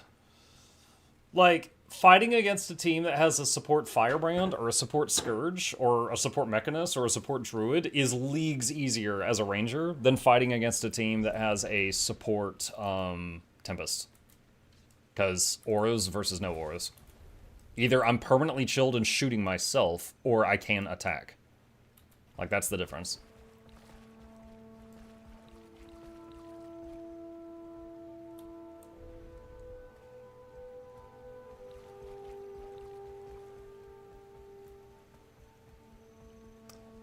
Is that the most useful class in group content? I am specifically talking about PvP. In PvE group content, like dungeons, raids, fractals, any support is fine. There are some small, very small advantages and disadvantages between them.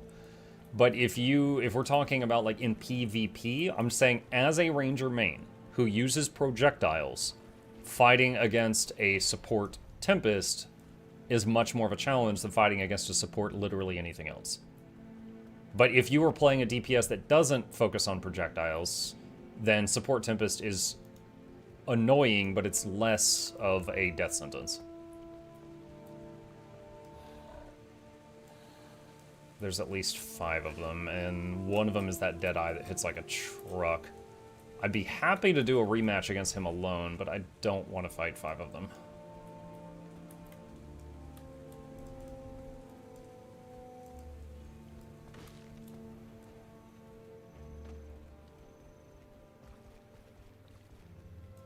Muck as a roamer, what's the best thing to keep your reward track going? Fight occasionally? Like, the reward track? This thing? This thing is constantly chugging. Like, you just gotta keep your participation at tier 6, and just occasionally fighting a player or killing a guard will do that. You know, you find a guard, kill it. Find a Dolyak, kill it. Etc.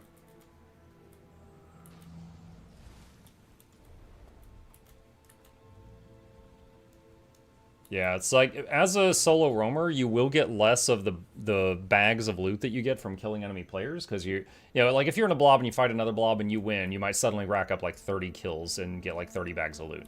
But, you know, the reward track is moving just as fast for me, I think, as it does for a blob person.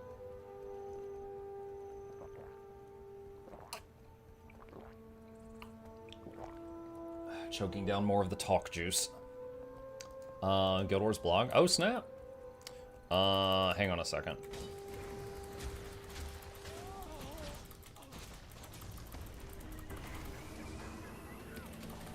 Very unfortunate for her. I used 2 of my stuns within 1 second, which usually is a mistake, but she actually stun broke the first stun and got hit by the second stun within 1 second. So I was like, oh, well, okay, that worked out perfectly.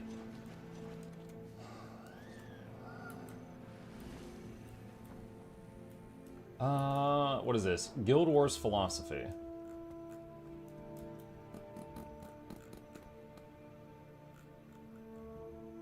Wow, this is going to destroy my voice.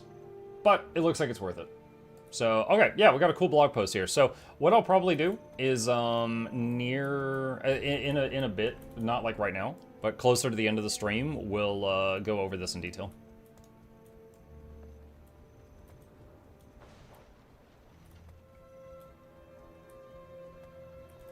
The trebuchet is protected because all the walls around it are gone. What's this guy doing?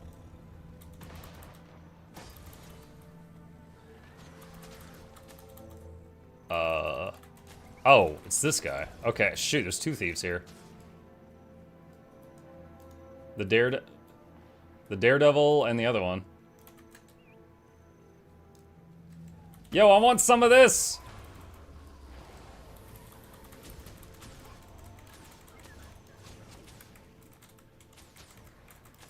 Got him.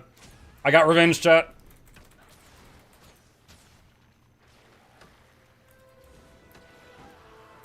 I was like, where is she? Where is she? Where is she? And she was executing him.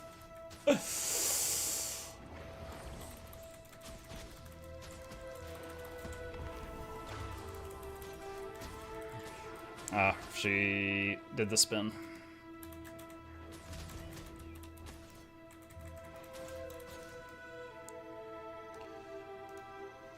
Reaper.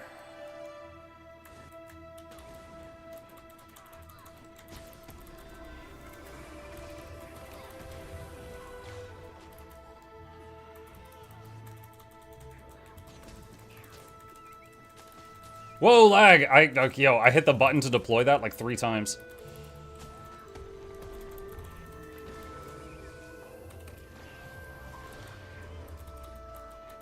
Dude, shoot the arrow! Oh my god! Do you guys hear how much I'm having to click to get anything done?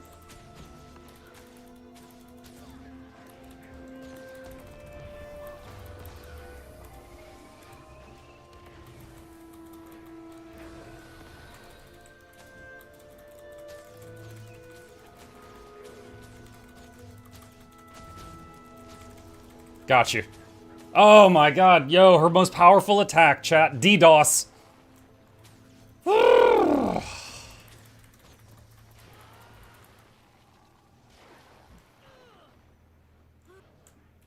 Nice stealth, but you bled to death.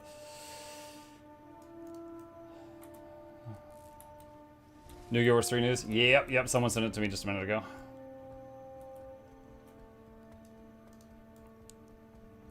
I will read it soon. Another thief. Oh my god. They're a dime a dozen.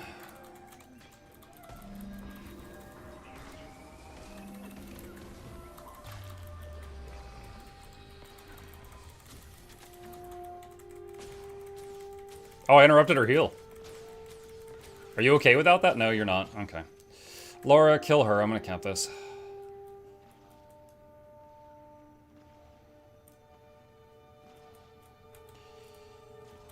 Mirage. Tony, finish her off.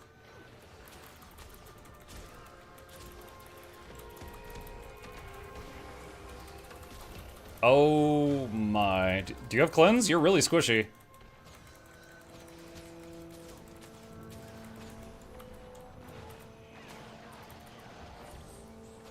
Okay.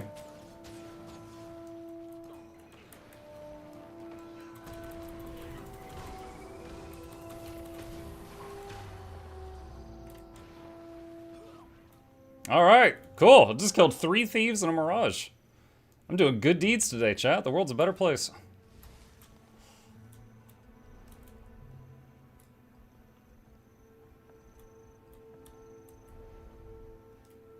Oh, the firebrand I killed when she was like half AFK.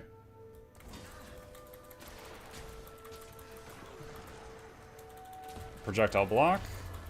See, to me, that's a more balanced projectile block because she has to channel it. Evoker. Okay, so she kept up with the movement. She made a projectile block, but she moved out of it.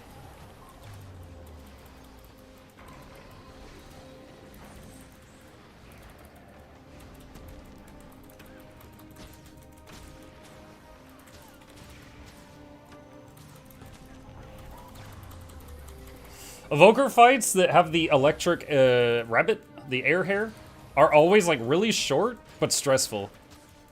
Because they are just like really, really high damage, but also kind of squishy. So it's like one of us is going to die pretty quick. Sometimes it's them, sometimes it's me.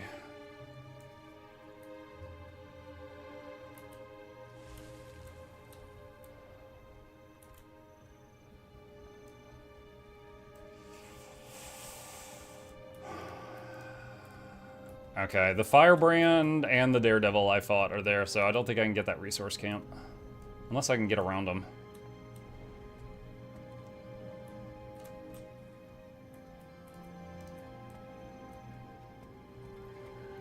I wasn't going to try to fight you again.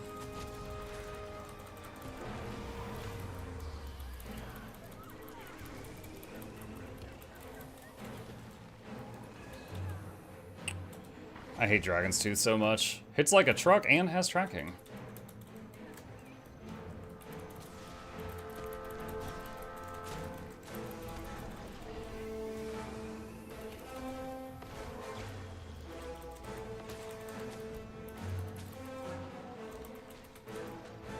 Someone else is on me.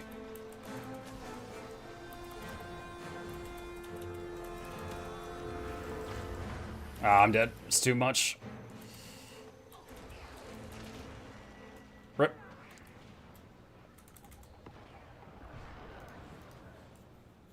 Core Ellie. Hadn't fought her. Oh, there were 4 of them. Okay, so there's a Voker, Core Ellie, Firebrand, and Daredevil.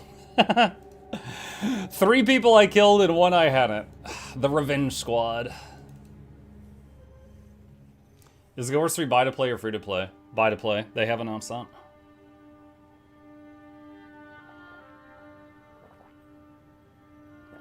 And no subscription model.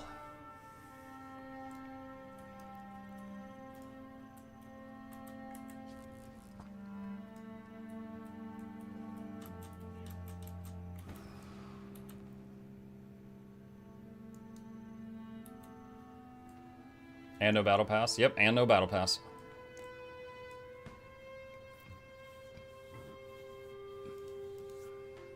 Oh. That is some dudes.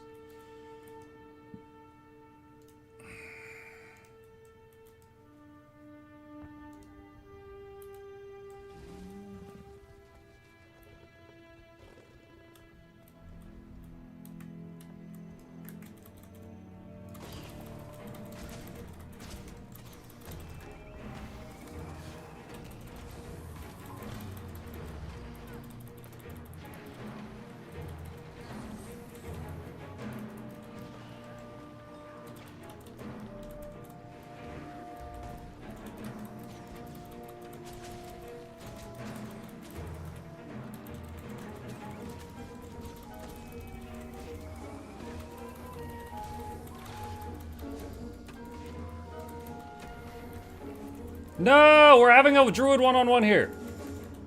You scum.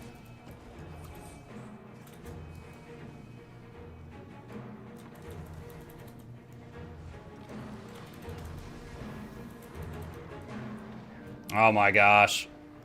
Ah, man. I was feeling pretty good about that fight. They sent druids? No, I was already fighting the druid. They sent dudes. The druid didn't need to be sent.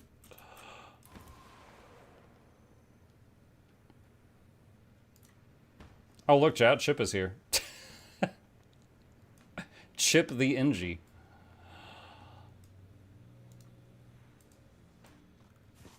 Reroll core Necro? Oh, I have a Necro. Necro is actually my second most played class.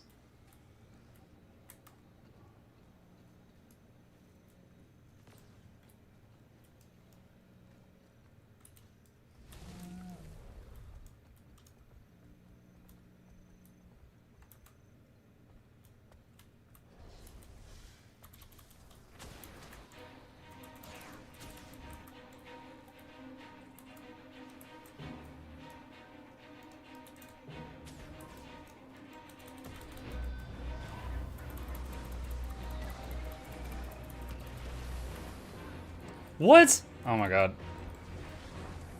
I'm gonna die because of that. The skill I just used flips me backward. I was facing the cliff. That should have flipped me away from the cliff. But it didn't freaking work the way it's supposed to.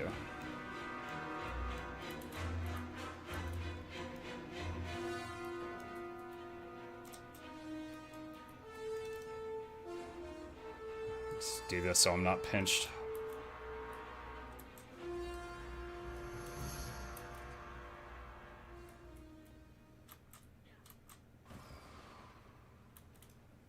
When Guild Wars 3 comes out, are you going to have Guild Wars Tuesday, Guild Wars 3's Day or something? When Guild Wars 3 first comes out, I'll probably be playing nothing but Guild Wars 3 for weeks until I exhaust everything in it. Make some guides, stuff like that. Why did I just get this knocked out of the air? I took no damage. There was a graphic of a Ranger Warhorn 4 hitting me.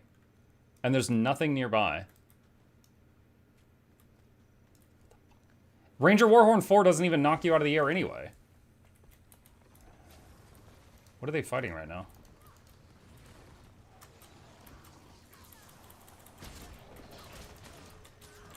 Ah, shoot.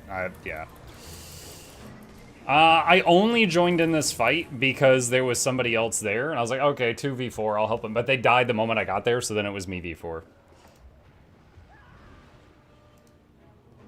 Rip. You can't glide on enemy territory. Oh, they flipped the tower. Okay, got it.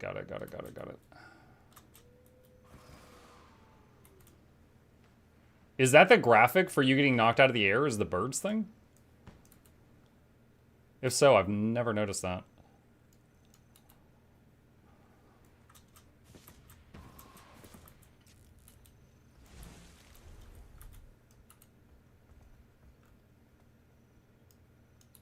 That's the most impressive thing about Eternal Battlegrounds. Whoever controls the flags controls the birds.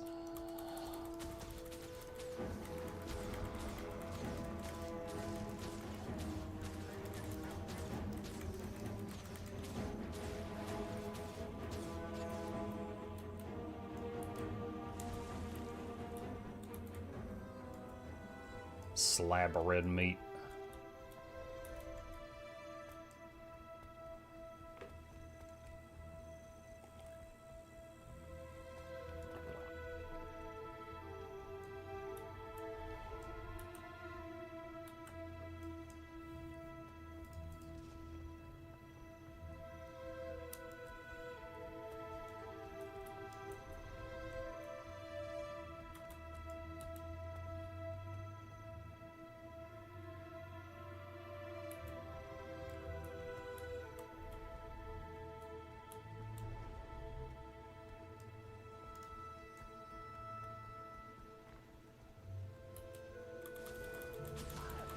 Are bag slots account bound? No, they're character specific.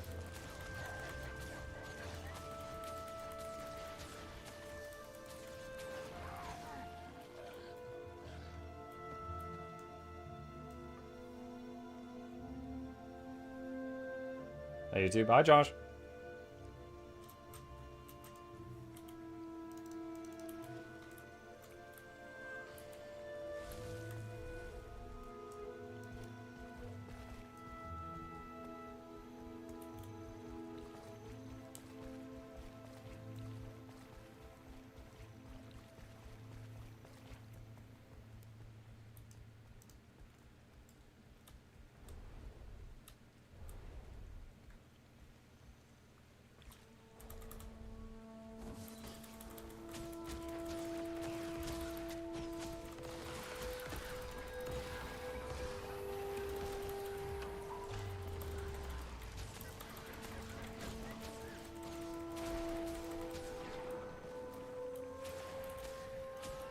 She was in control of her character enough to tell her Meg to fire the Kamehameha, but she didn't do much else with her character. Should have gotten it on my main then, bought it on a random secondary character. So when you buy a bag slot, you get like a little token, and whatever character you use the token on gets the bag slot. So if you haven't used the token yet, you could move it over with your bank.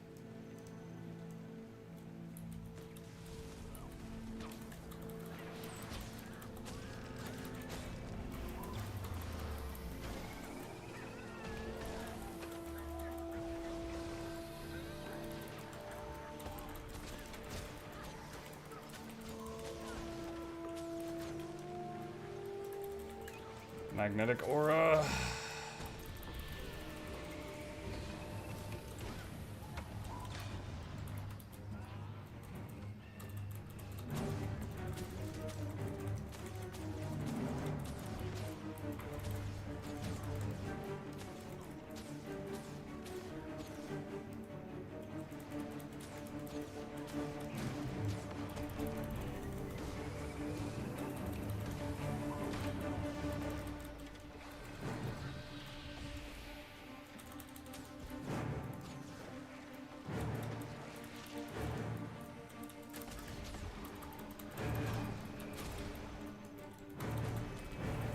Am I dead? Yeah. Yeah, I am. There was too much of a duration in the fight where I could not attack them. Damn. So 2 more seconds, I would have rallied from that scout. But then I would have died to this. I didn't see this blob.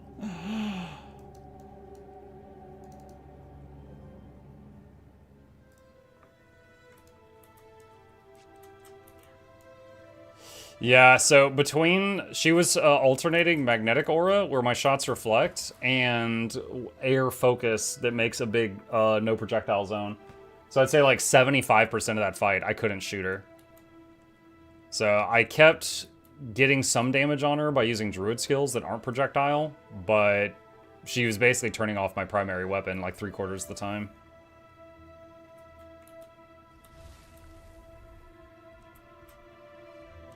Combine that with the camp that was hitting me.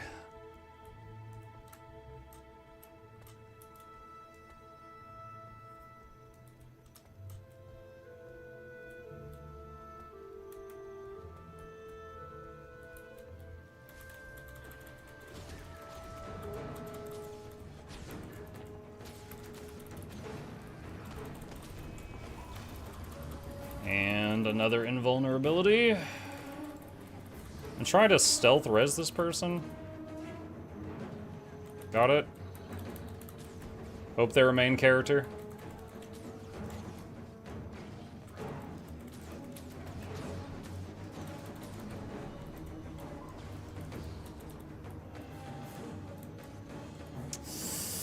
Muck and Tempest.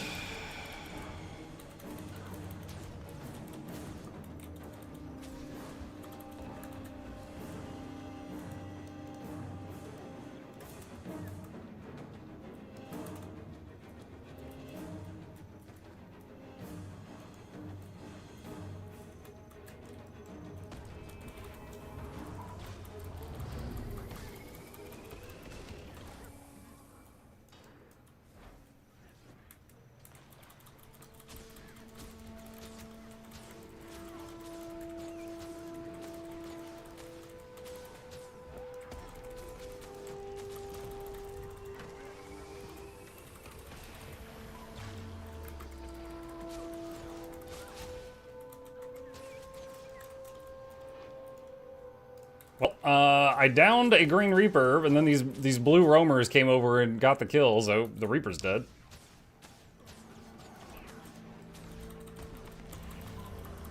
I don't know if this is gonna reach them.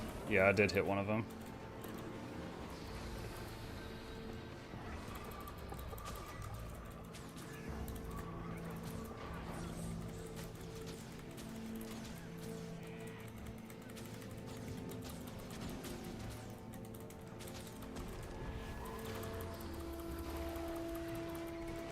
Oh, too much damage. Too much damage. Chicken Nugget was just frozen behind me. I was expecting Chicken Nugget back up, but he was just sitting there. Rip.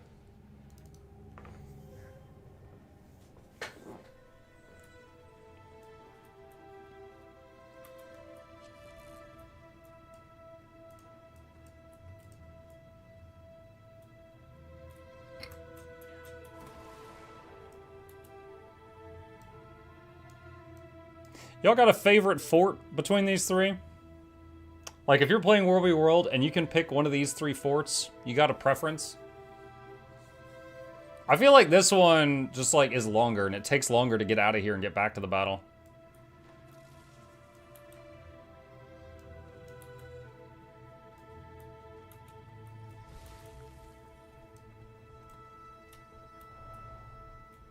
Blue, blue, not red, red, blue. Red is worse, blue, red is hard to defend. No one's saying green. I like fighting around green because I like water battles, but I don't really care if I'm like on the defender's side or not.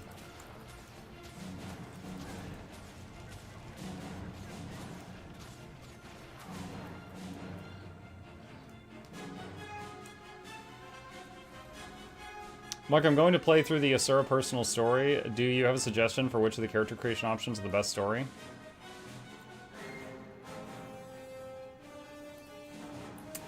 Infinity Ball. Infinity Ball was pretty cool. It's like some parallel universe stuff going on.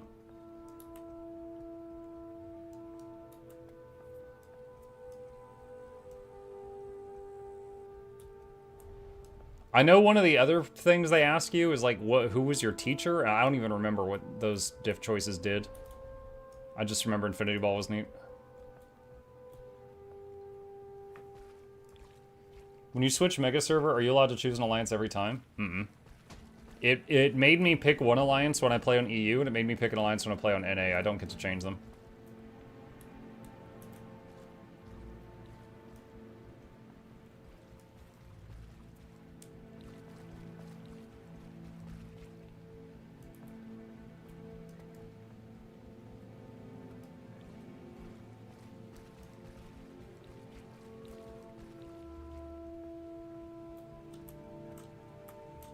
Ah.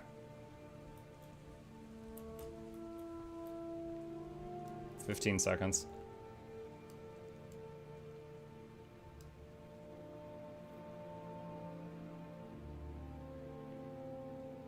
Mark, do you think you'll do a full story new character playthrough before Guild Wars 3 comes out? I kind of just did. Just recently, we did a thing called Craftlock, you might have seen on my YouTube channel, where I did a playthrough of the game where I was only allowed to use gear that I crafted myself. And we went all the way until taking down Zaitan. So, don't really need to do more of that.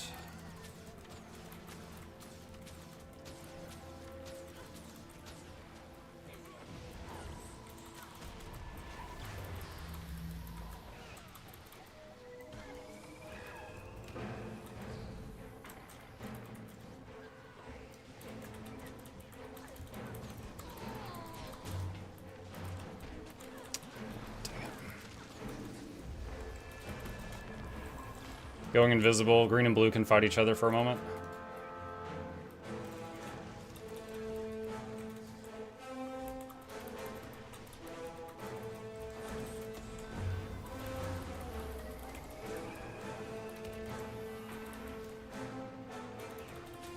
Or not.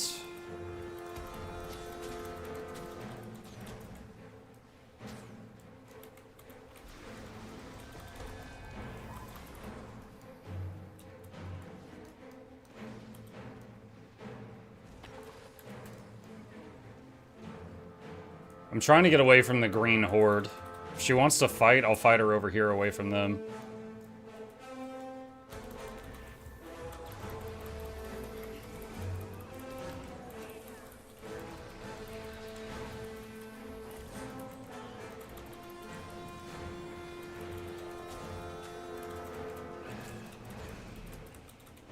Damn.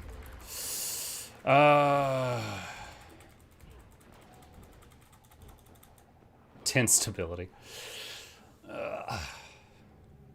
She's rough to deal with. She knows when to use the air focus and when to use the magnetic aura. She doesn't use them both at the same time, so it's just like, there's so often I cannot freaking hit her.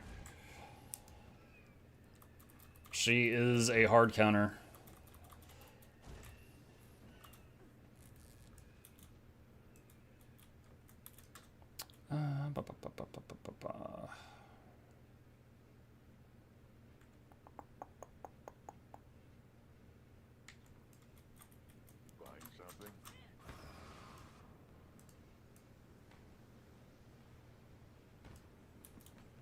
I like the part in Craftlock when Muck ate 30 pieces of bread or something in front of Zaitan.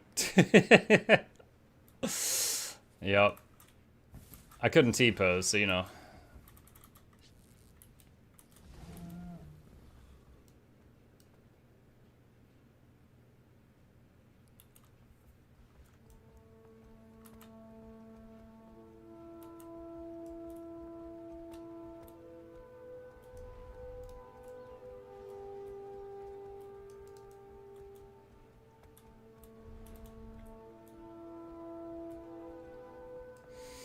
How's the butter horde? The butter horde? I got some butter. Some weirdos have sent me butter.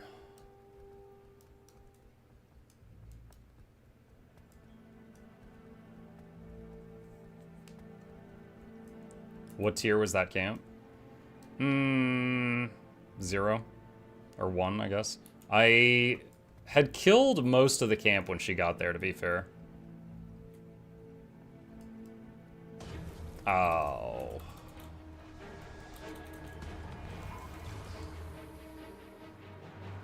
Okay, they just wanted to stress me out. Joshua, thank you for the YouTube membership. Appreciate you. Welcome.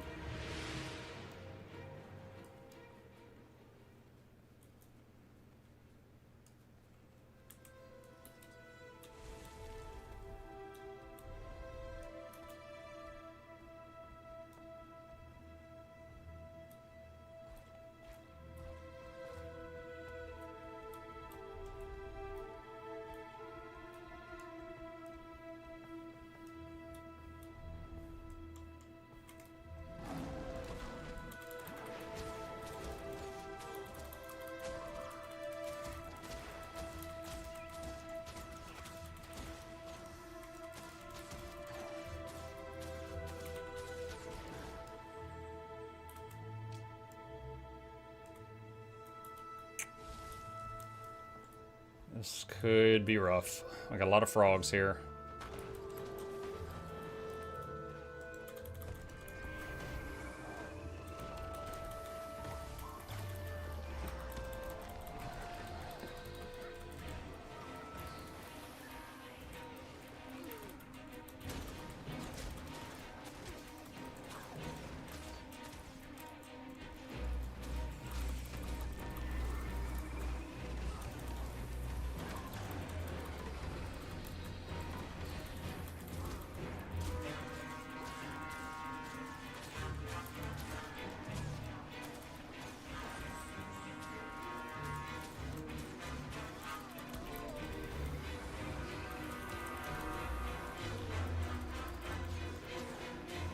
Okay.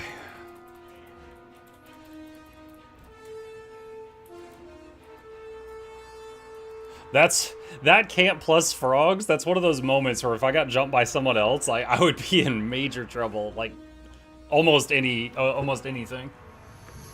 Just one more thing would have been a lot there.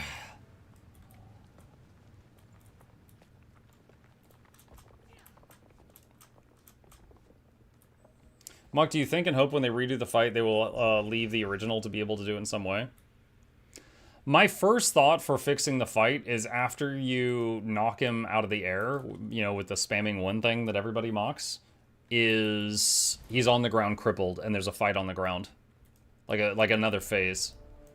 Like, having the lame smash the one key thing wouldn't be as stupid if that was just like one phase. But I will say even that one phase is pretty yawn.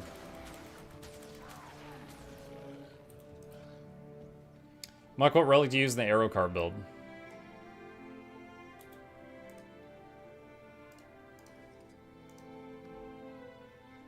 Currently relic of speed. But could easily swap that for something else.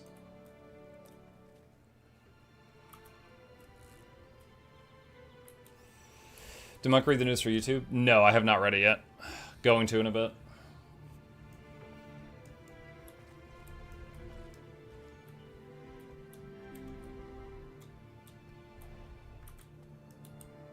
Now, we will do it by the end of the stream. I use Relic of the Thief, what do you think? Yeah, that's fine. The Relic is flexible, you can use many options.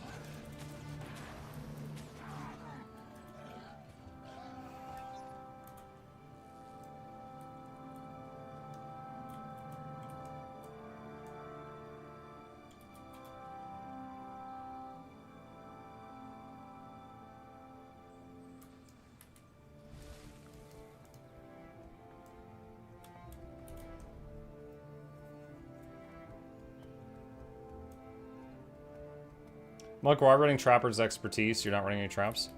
You're correct. I just recently swapped Healing Spring for Troll Unguent, and I forgot about that trait. So I think I'd probably take Primal Reflexes instead for Vigor. Yeah, the reason I had the Trapper's expertise is because I was running Healing Spring, and I forgot to swap it.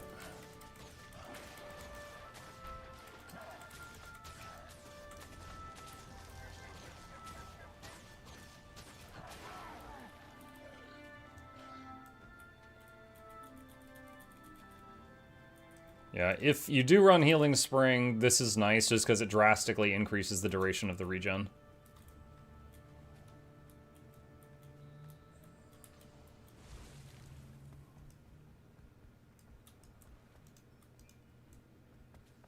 It's low health. I'll finish it off.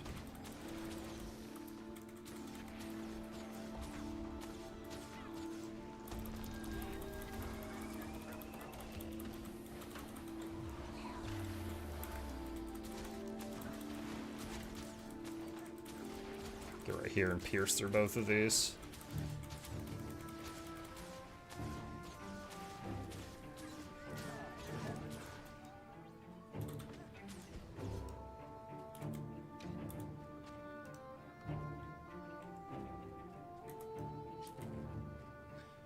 Look, I caught the first part of Warframe last night before my internet died. What do you think of it so far? It's fun. It's not any... Like, I'm 5 hours in, and I can still just kill almost anything in 1 or 2 hits by just meleeing them. So far, it's very easy.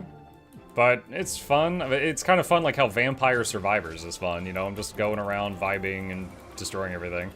The story is full of holes. Some people told me that the intro used to be longer, and they shortened it to make it faster for players to get into the good part of the game. But as a result of that, the story doesn't make any sense anymore.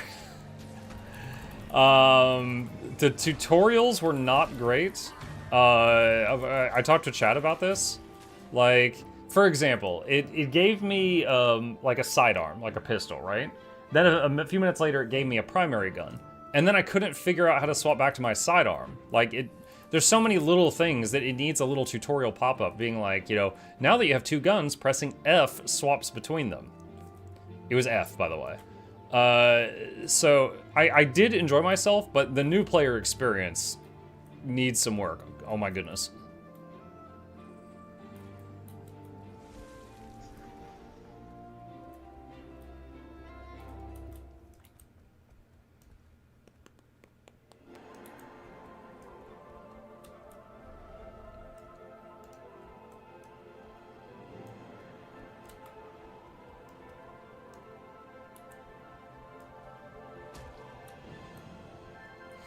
And people said the new player experience was upgraded? Yeah. Like, for example, the UI and your stats, it never goes over those. Like, for example, at the beginning of the game, when I was running Mag, and Mag has an ability that pulls everybody in to you, and then, like, you know, groups them up. And I was using that, like, a ton. And then all of a sudden I couldn't use it anymore. And I was like, isn't it off cooldown? Why can't I use it? And chat was like, you don't have enough energy or mana or something. And I'm like, what? I have energy? And they're like, yeah, it's the bottom right, it's the tiny bar at the very bottom corner. And I was like, I did not even realize I had that. And I'm like, okay, why is it not filling back up? And they're like, you gotta pick up blue balls. And I was like, there's not like natural mana regen? And they were like, well, you can unlock natural mana regen later. And I was just like, okay. But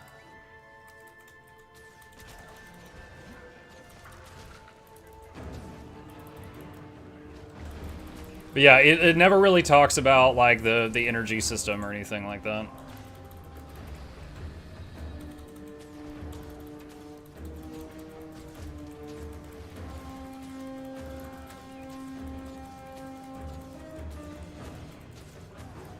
I'm getting a little better at fighting willbenders. It goes like this, chat. Phase 1 against a willbender is run for your mucking life. Do that for like 30 seconds, and most of them they run out of gas. And then phase 2 is then you try to fight back.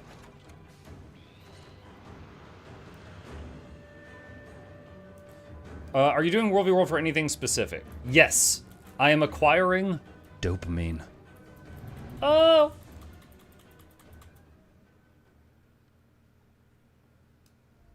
I missed everything you said thanks to ads. Oh gosh. Harem, I enjoyed Warframe. I will be playing it more. New player experience is very janky. You can rewind if you want all those details. Mark, you're gonna try Soulframe. I did. And despite the fact that fantasy, like swords and magic, is my favorite genre, after trying Soulframe from a day, I'm not inclined to ever play it again. It was pretty bad. Warframe, despite the fact that it's not my favorite genre, I had fun. I'll play it again tonight after Guild Wars.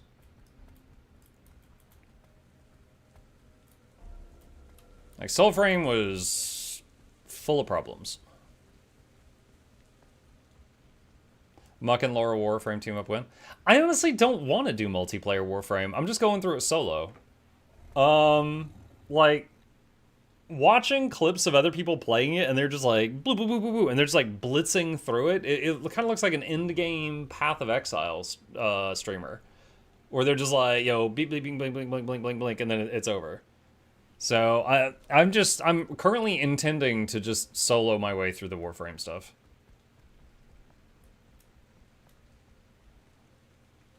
Maybe when I get to content where I feel like I'm forced to join a group, then I'll try a group play again.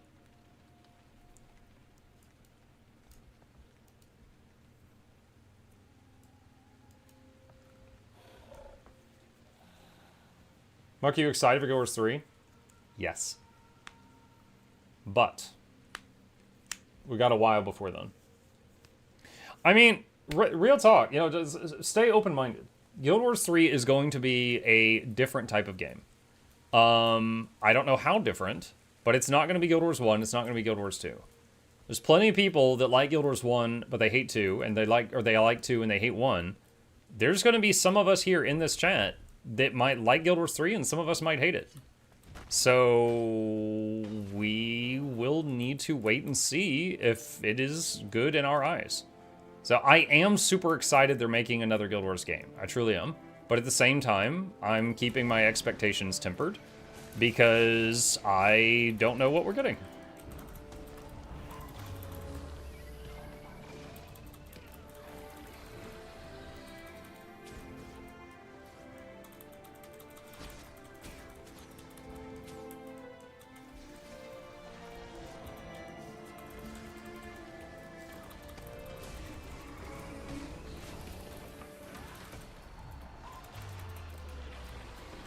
Freaking invulnerability, man.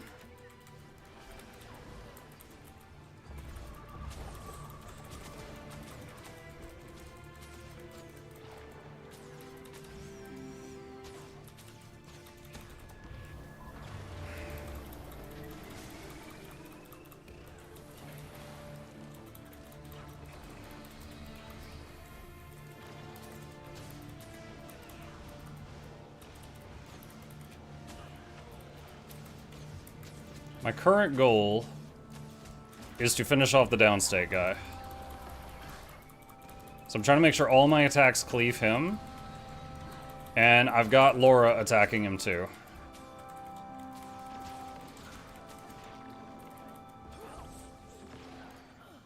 Okay, he's down.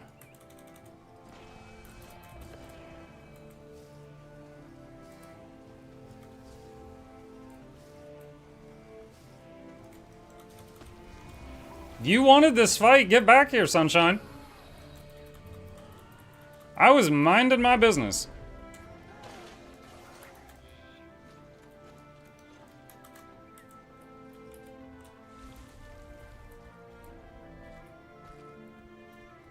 Anyway. Yes, I am excited for Guild Wars 3. And I am super looking forward to following the, the build up to it and trying it out. I do not yet know, like, real talk, I enjoyed Guild Wars 1, but it was a game I enjoyed for like 100 hours. I enjoyed Guild Wars 2 as like an insane addiction that I played for 10,000 hours and counting. I don't know if for me, damn it, Guild Wars 3 will be a 100-hour game or a 2,000-hour game.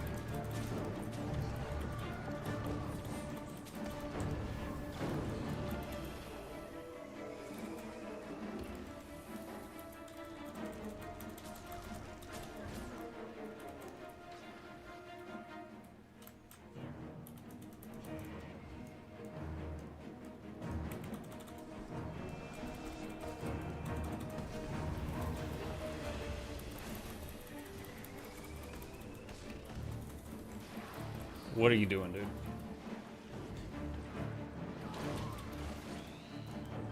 I saw fire. Oh, there he is. He's back.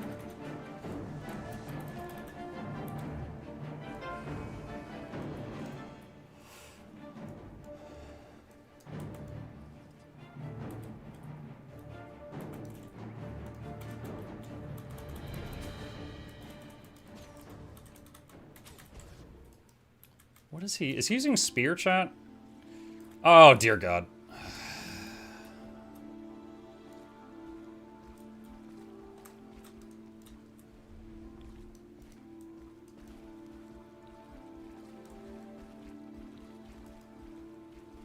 Okay.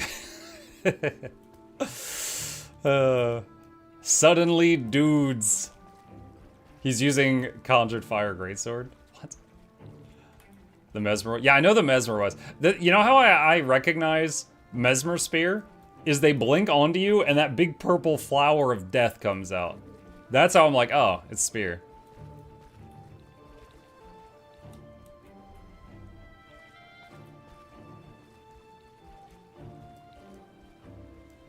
But anyway, yeah, I will play Guild Wars 3. I don't know if it's going to be a game I enjoy for 50 hours or 10,000 hours yet.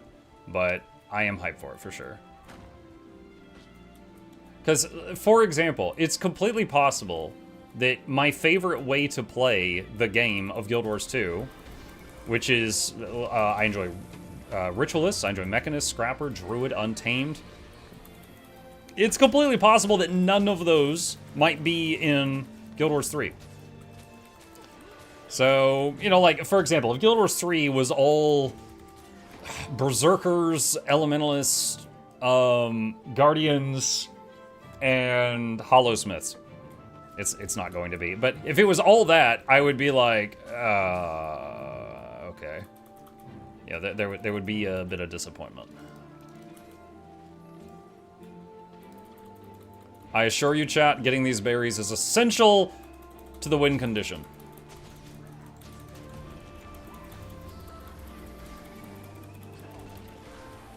Oh, wow. Did you change to squishier gear, my friend? You didn't die this fast last time.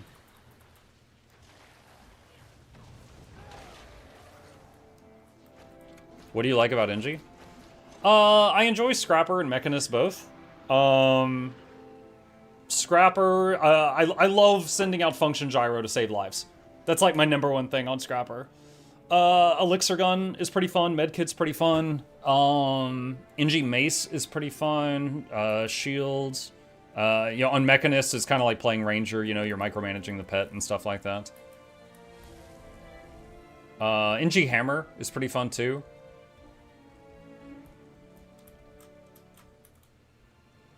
But for me, it's like in Guild Wars 2, there's Ranger, Necro, NG, everything else. Luminary. Rare opportunity for a water battle. You want a water battle? You want a duel? I've got my card deck.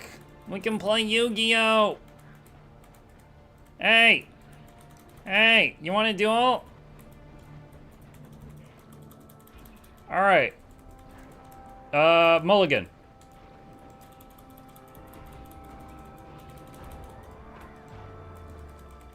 Alright, she might be new to World v World. She was just running for her life. The thing is like, she... Can't she go through the gate? Chat, if you own Green Keep, that gate, that underwater gate, can you go through that? Or is that for invaders only? She, like, ran up to it in a panic, but then she just stopped. So now I'm wondering if she can't. You can't. Oh, okay.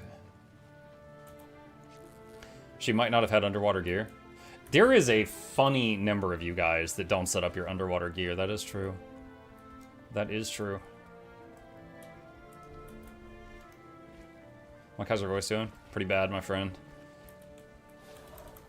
Still working on it. I've already had 2 cups of gross tea today to help drag it out.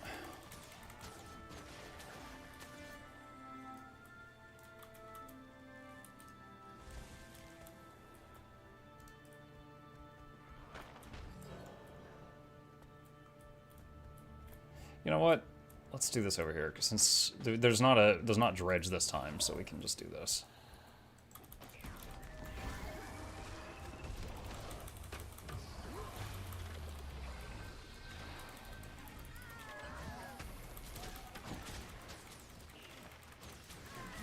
Ah!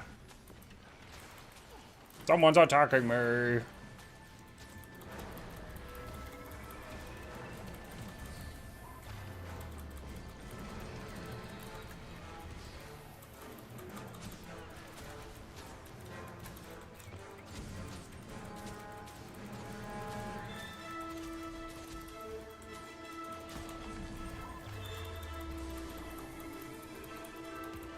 Oh, he came into range for the last most powerful tick of the Astral 5. Oh, and he came out of invisibility. I didn't even have to cancel the stomp. He came out of invis right when the stomp finished. The new blog was kind of a nothing burger. I'll read it in a bit in YouTube mode, and we'll see. We'll see how it goes. Oh, what?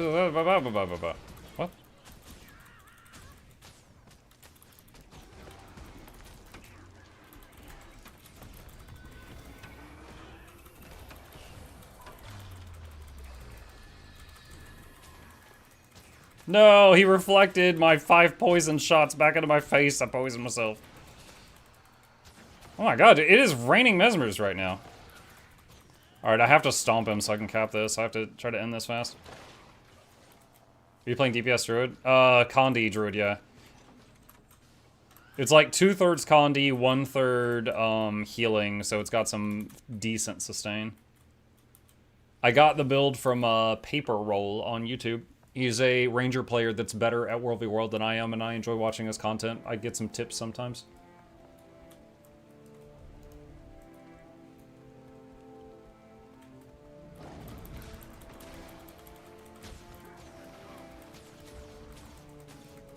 Any of you guys do that? You find a player, like, or a content creator that's, like, way better at your favorite class, and then you just watch them a lot to try to learn some tips and absorb some stuff? I do that with Boyce, who's, like, one of the best PvP rangers, and Paper Roll, who's, like, one of the best... Well, I actually don't know, because there's not really, like, a ranking for it, but he's a very good World v World ranger. So I watch them a lot. It's 90% of your audience. It's called a conversation starter. It's like, hey, you know how much a polar bear weighs? Enough to break the ice.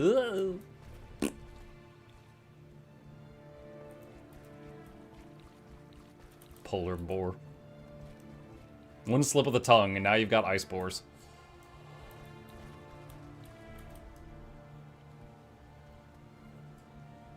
I found this YouTuber named Mukluk who helped me once with Healing Scourge.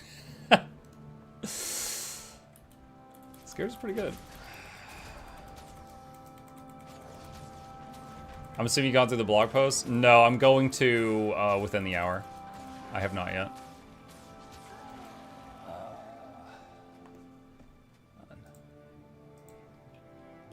Okay. I know that my wife is going to be bringing me lunch soon, so I don't want to have that getting cold, whatever it is. So she's going to bring me lunch, I'm going to eat lunch, and then we will go over the blog post afterward. In need, I think you're looking for fresh 80.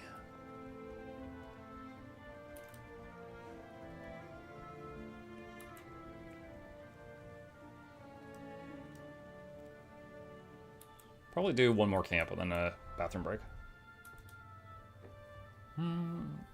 Valen makes Wait, what? Valen makes bad builds and spends 2 days trying to collect fight clips where he wins. I can't speak for all of Valen's builds, but the ones I've tried have been fine. I mean, is it possible out of the hundreds of build videos he's made that some of them are not great? I mean, yeah, it's possible. But the ones I've tried have been fine.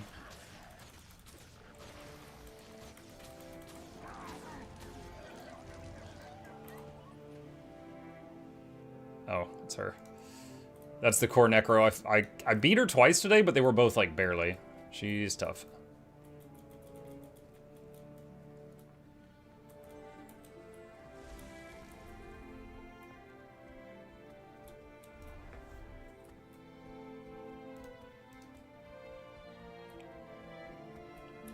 Unless she forces me to fight, I'm not gonna fight her.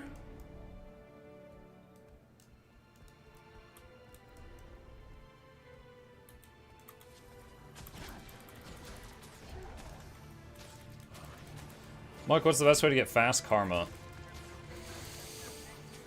Not during the Christmas holiday.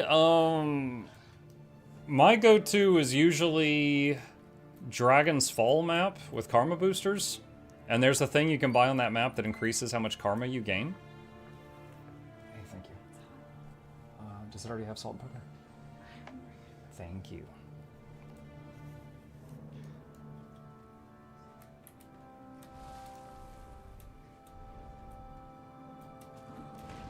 Oh, you just got that. Okay.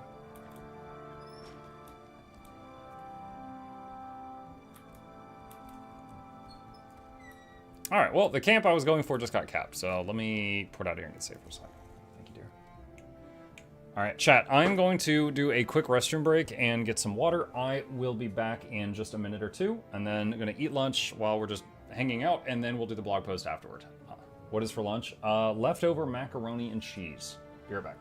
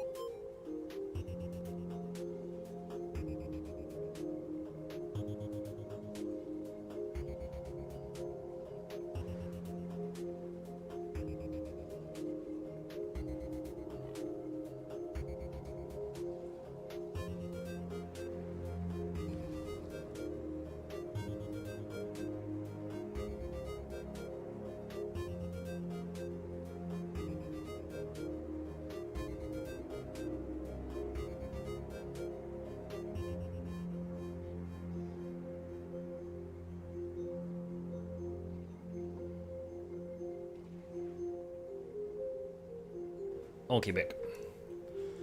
Alright. Alright, so, just hanging out in town for a few minutes. Just gonna scarf down my food, have some convo with you guys, and then we'll do the blog post after that. Mistlock Sanctuary music? Yeah, a lot of people like Mistlock Sanctuary music. I think this zone, more than any other in the game, I've had people in chat be like, what's this soundtrack? I want it.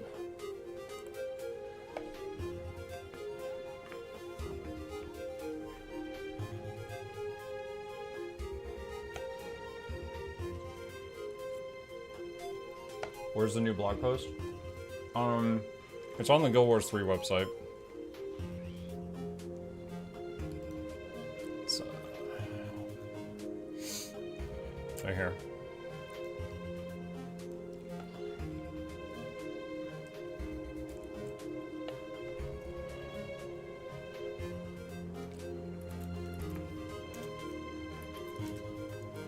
Like I said, I don't know if there's anything in here worth making a video on, but I'll read it in video mode and then decide if I think it's worth uploading.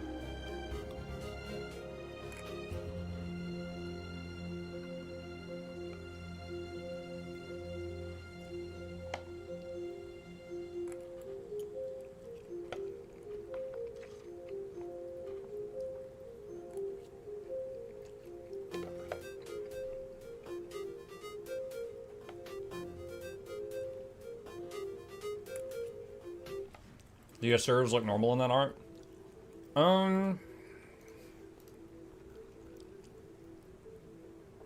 Okay, that one, that could definitely be fuzz on the ears. That one does not look like fuzz. And this one's like blurred. I don't know. I mean, it's totally possible that Asuras just simply now have beard options. But it's also possible that they're furry like Yordles now.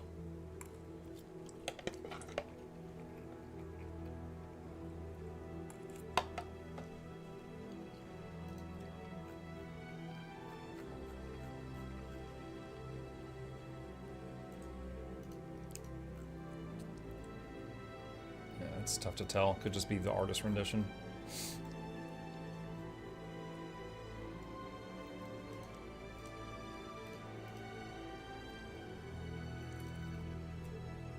See, that could be fuzz. Or he might just have, like, battle-damaged ears or something.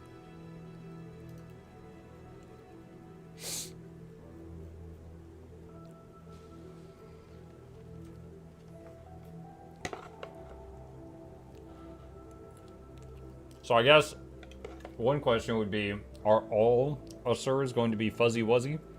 Or is it just going to be, like, some option at character creation? To be fuzzy or be shaved.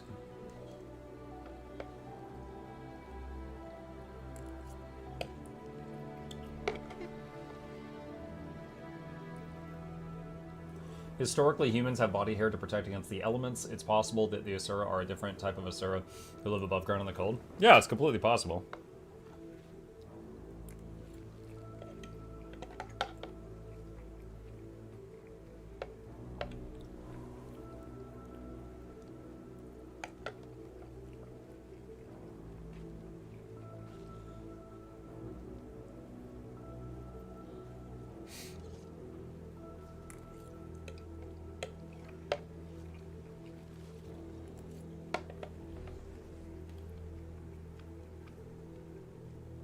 So balding is an evolutionary trait. Chat, I'm evolving! Evolving into Vegeta from the neck up.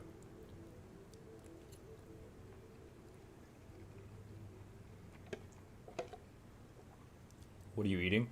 Macaroni and cheese. Stuffing my face to fuel more streaming.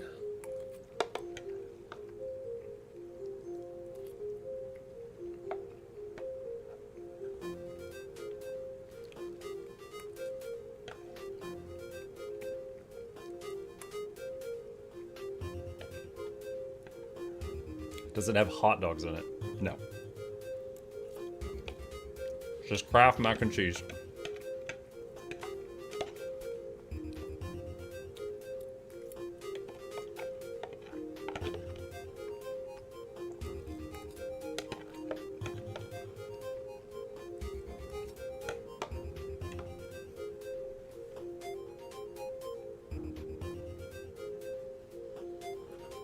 I really like the music in the trailer, not seeing any mention of it.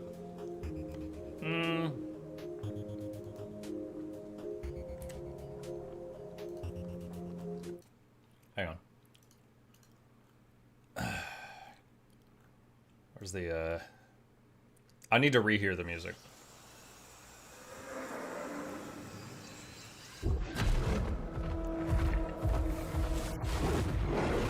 Okay, it's not full screening. We all have our own reasons for coming to this vast frontier. There we go. But for our guild, we who protect this land, one reason stands above all others. Our wonder. You feel it too. I see it in your eyes. Wonder at the astonishing power that shapes this land of awe. At the great spirits to whom we are bound. At the gods. You can hear like a violin or a cello or something. Over all. We cannot guarantee your comfort or even your safety. But if you yearn for horizons unexplored, for fellowship and purpose, for a cause worth dying for, to you, we can promise Done. magic.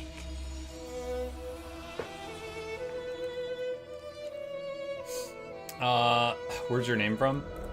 I've got a video on that. That's it right there. That's how I ended up with the name. Predictions for how good it'll be? It's too early. Right now, there's a lot of hype. The hype is from people like me who already love Guild Wars games and just were super excited that they're making another one. But every time they make a new one, they completely change the script. So I don't know if I am going to, like, I'm definitely going to play this, but I don't know if I'm going to enjoy it for 50 hours or 10,000. So I am not someone who's going to be like, this is going to be the best MMO you've ever seen. You don't even at me. Like, I don't know. I don't know. You don't know and I don't know. But I'm hopeful. I am hopeful. I am excited, but, you know, keeping myself tempered. Excuse me. The new WoW killer. Mm-hmm. How happy were you with the announcement? Oh, I was very hyped for the announcement. It's good to know what they've been working on. Because, you know, Guild Wars 2, like, a year ago, we knew they were making Visions of Eternity. A year before that, we knew they were making Janthier. A year before that, we knew they were making Soto. So at this point, we were like, what are they working on? They haven't announced anything. So when they said we're doing Guild Wars 3, yeah, it was pretty hype. It was good to know that, you know, they were making something. How do you feel about the amount of hours spent on Guild Wars 2 just going to the trash?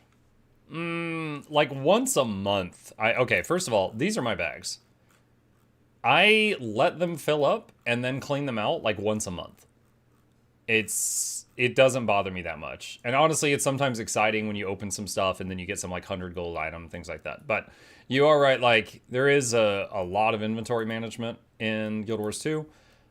They could probably learn from that. Like, you know, I don't mind it. I don't love it either. So, like, if Guild Wars 3 didn't have that, I think more people would be happier about it. I think Guild Wars 3 is going to be similar to Warframe since they mentioned movement so much. Yeah, they did mention the joy of movement. We saw, like, gliding. We saw people on mounts. We saw a guy, like, wall running. So that definitely seems to be, like, something that's going to be a big part of it, for sure.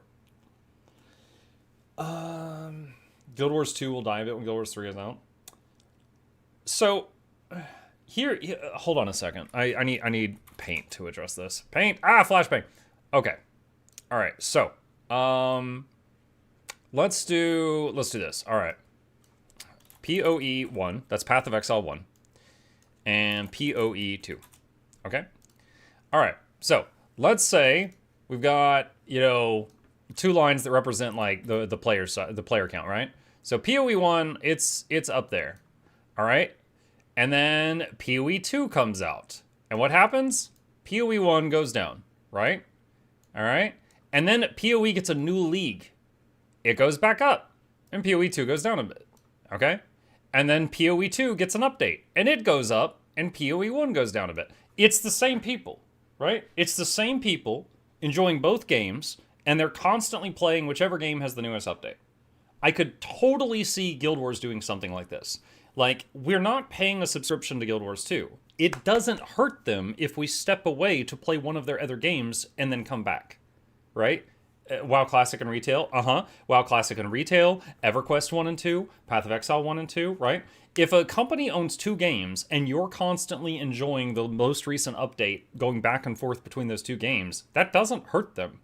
It's not like, oh, Guild Wars 2 is dying. It's like, no, Guild Wars 2 is just in a lull until the next update when people are playing Guild Wars 3. Like, we could end up with that situation.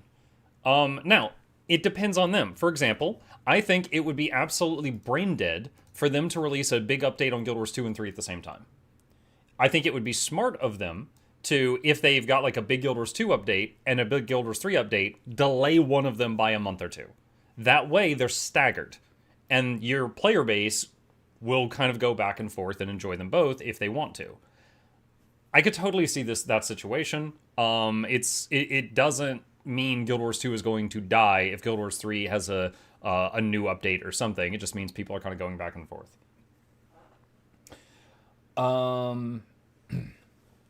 Let's see. It'll be similar to Guild Wars 3, but Xbox PC gamers who play Guild Wars 3 will likely be locked behind Guild Wars 3 until they decide to invest in Guild Wars 1 Reforged on mobile.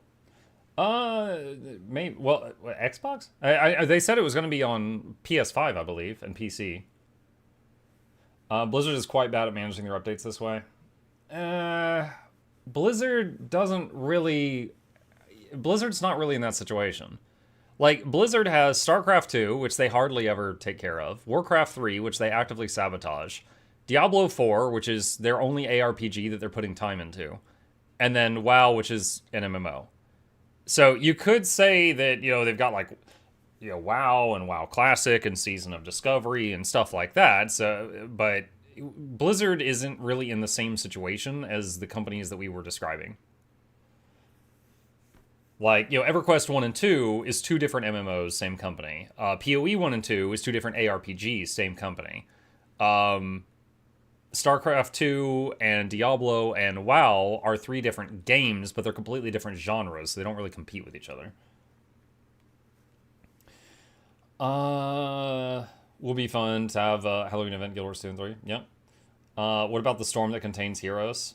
Oh, Heroes the Storm? Yeah, I legitimately enjoyed that. I don't know if that's a hot take or not. I legit enjoyed Heroes of the Storm when I played it. Haven't played it in a long time, though. But I think the big issue is with that is Blizzard abandoned it for a long time. Like, they just absolutely just gave up on it for a very long time. And I think they went back and did a little bit more later on, but for a long time, they just left it. Question, do you like how weapon swap works in Guild Wars 2, and do you want them to keep it that way? I don't mind it. I don't love it either. Okay, let me give you an example. In World v World, I'm on shortbow or astral form in combat most of the time, and I only swap to staff in an emergency when I need healing or movement. If the fight's going well, I never use the staff. It's an emergency tool. So I mean, imagine like in real life, the idea of a guy in combat, right? And he's like fighting with knives, and then he's like, I don't think I could do any more stabbing. And while he's getting punched in the face, he puts his knives away and pulls out a sword and fights with the sword. And then he exhausts all his tricks. And then while getting punched in the face, he sheaths the sword and pulls the knives back out. Like, honestly, it's a stupid idea. The idea of someone in a fight getting hit in the face, constantly sheathing and pulling out an alternate weapon set sounds dumb to me. Now, Guild Wars 2 kind of makes it work. I don't mind it, but I'm certainly not passionate about it either. So if Guild Wars 3 does not have weapon swapping, I would be fine with it. But if it does have weapon swapping, then I could probably get used to it, you know, but it's not something I'm hoping for. Like, I don't mind if there's multiple weapons, but swapping on a rotation just sounds stupid. Like, let me give you an example of how I think it's done well. The Witcher. Geralt of Rivia. He has steel sword and a silver sword? And they're for different jobs. He's always got two sets of weapons, essentially, but one is for monsters and one is for people. So having, like, multiple weapons for different jobs is totally fine.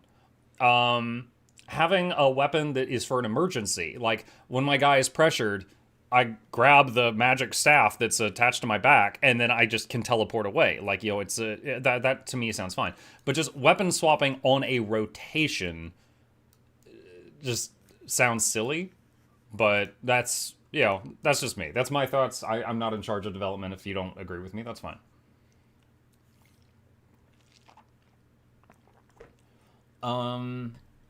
I think Guild Wars 3 is going to be similar to Warframe's Dimension Movement. That's how D&D 5.5 was designed too, weapon juggling. I love to see teasing or props. Oh, you know, another example that I think is nice. Imagine like a thief type character or a rogue, and they've got a bunch of knives, but there's different poisons on each one. I kind of like that. Like, this one is crippling, it slows them down. This one's just damage. This one is mind-numbing. It slows their ability to think, so it messes up casters, right? So having like a different poisoned knife for different types of opponents, I think that's kind of cool, right? Like, again, different ones for different jobs. But if you're fighting just one guy, just constantly juggling your weapons just seems like a lot. That's wild poisons? Yeah, I know it is. I pulled the example from WoW. I pulled that example from WoW.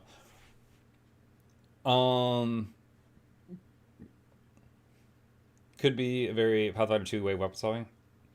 I like melee and ranged weapons for flexibility, but weapon swap as part of the rotation is not something I like. You know, another thing that, it's a small thing, but I like to see whatever weapons I'm not using, I like to see them, like, on my back. So, like, right now, I've got a staff and a mace and a warhorn. When I have the mace and a warhorn in my hands, I wish I could see the staff on my back. When I have the staff in my hand, I wish I saw the mace and warhorn, you know, sheathed on my hips. It's a small thing, but it's something I wish the game had. Like, just whichever weapons I wasn't using, still see them sheathed. D4 Barbarian? Yeah. Or friggin' Casey Jones from the Teenage Mutant Ninja Turtles. Any of y'all remember him? He had a golf bag over his shoulder with like a friggin' bunch of hockey sticks, golf clubs, and baseball bats in it. And he was just constantly pulling stuff out of that thing and beating people over the head with it. Will we get Guild Wars 3 before GTA 6? Well, we're apparently getting a beta late next year for Guild Wars 3. I don't follow GTA, so I don't know when that's coming out. I know it's kind of a meme. I know its release date's kind of a meme at this point. Make it an option, though? Yeah, sure. Make it a checkbox. But I would like it. MacGyver was the original multi-weapon class. MacGyver?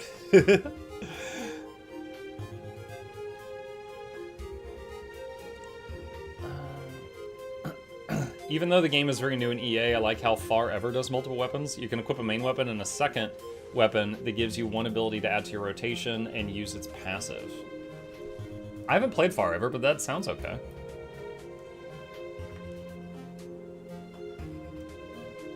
There was weapon swapping in Guild Wars 1, but it was mostly for the stat benefits that the item provided. Yeah, I remember mainly just swapping to a longbow in Guild Wars 3 just to pull certain packs of mobs.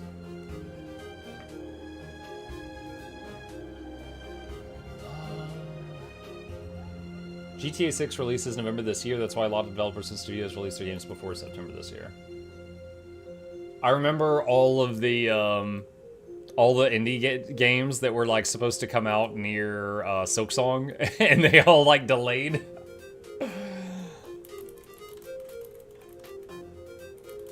Let me see if I can find it. There was one. Is it like little? Oh yes, I found it, dude. Okay, first try. So there was a game coming out called Little Witch in the Woods, and they announced that they were delaying their release, and this was the image that the official account posted.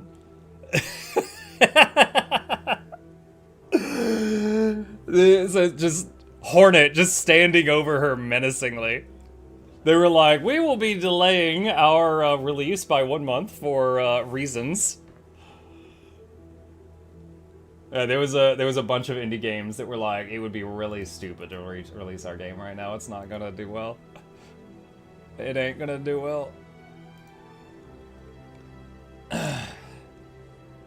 Mukluk, what's up, Bunky? I personally enjoy Ellie Conjure weapons for build swapping, especially because you can change attunements, while weapon swapping with Ellie Conjure weapons makes some skills more heal or might oriented. I think the idea of conjured weapons is different from what we're talking about.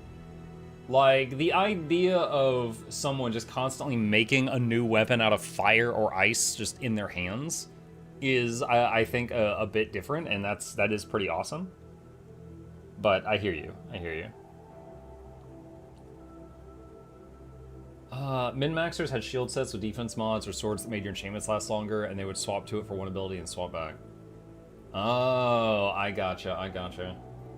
That's made a little bit easier. In Path of Exile 2, you can attach different abilities to different weapons, your different weapon sets. So you could be like, every time I use Chain Lightning, pull this staff out, and then the staff has lightning bonuses. But every time I cast Rumbling Earth, pull this staff out, and your character will automatically swap to the appropriate one for the appropriate skill.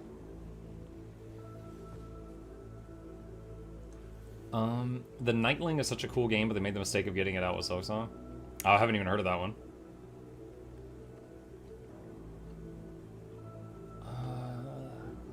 I still have time to do 2 other sets of Leggy armor.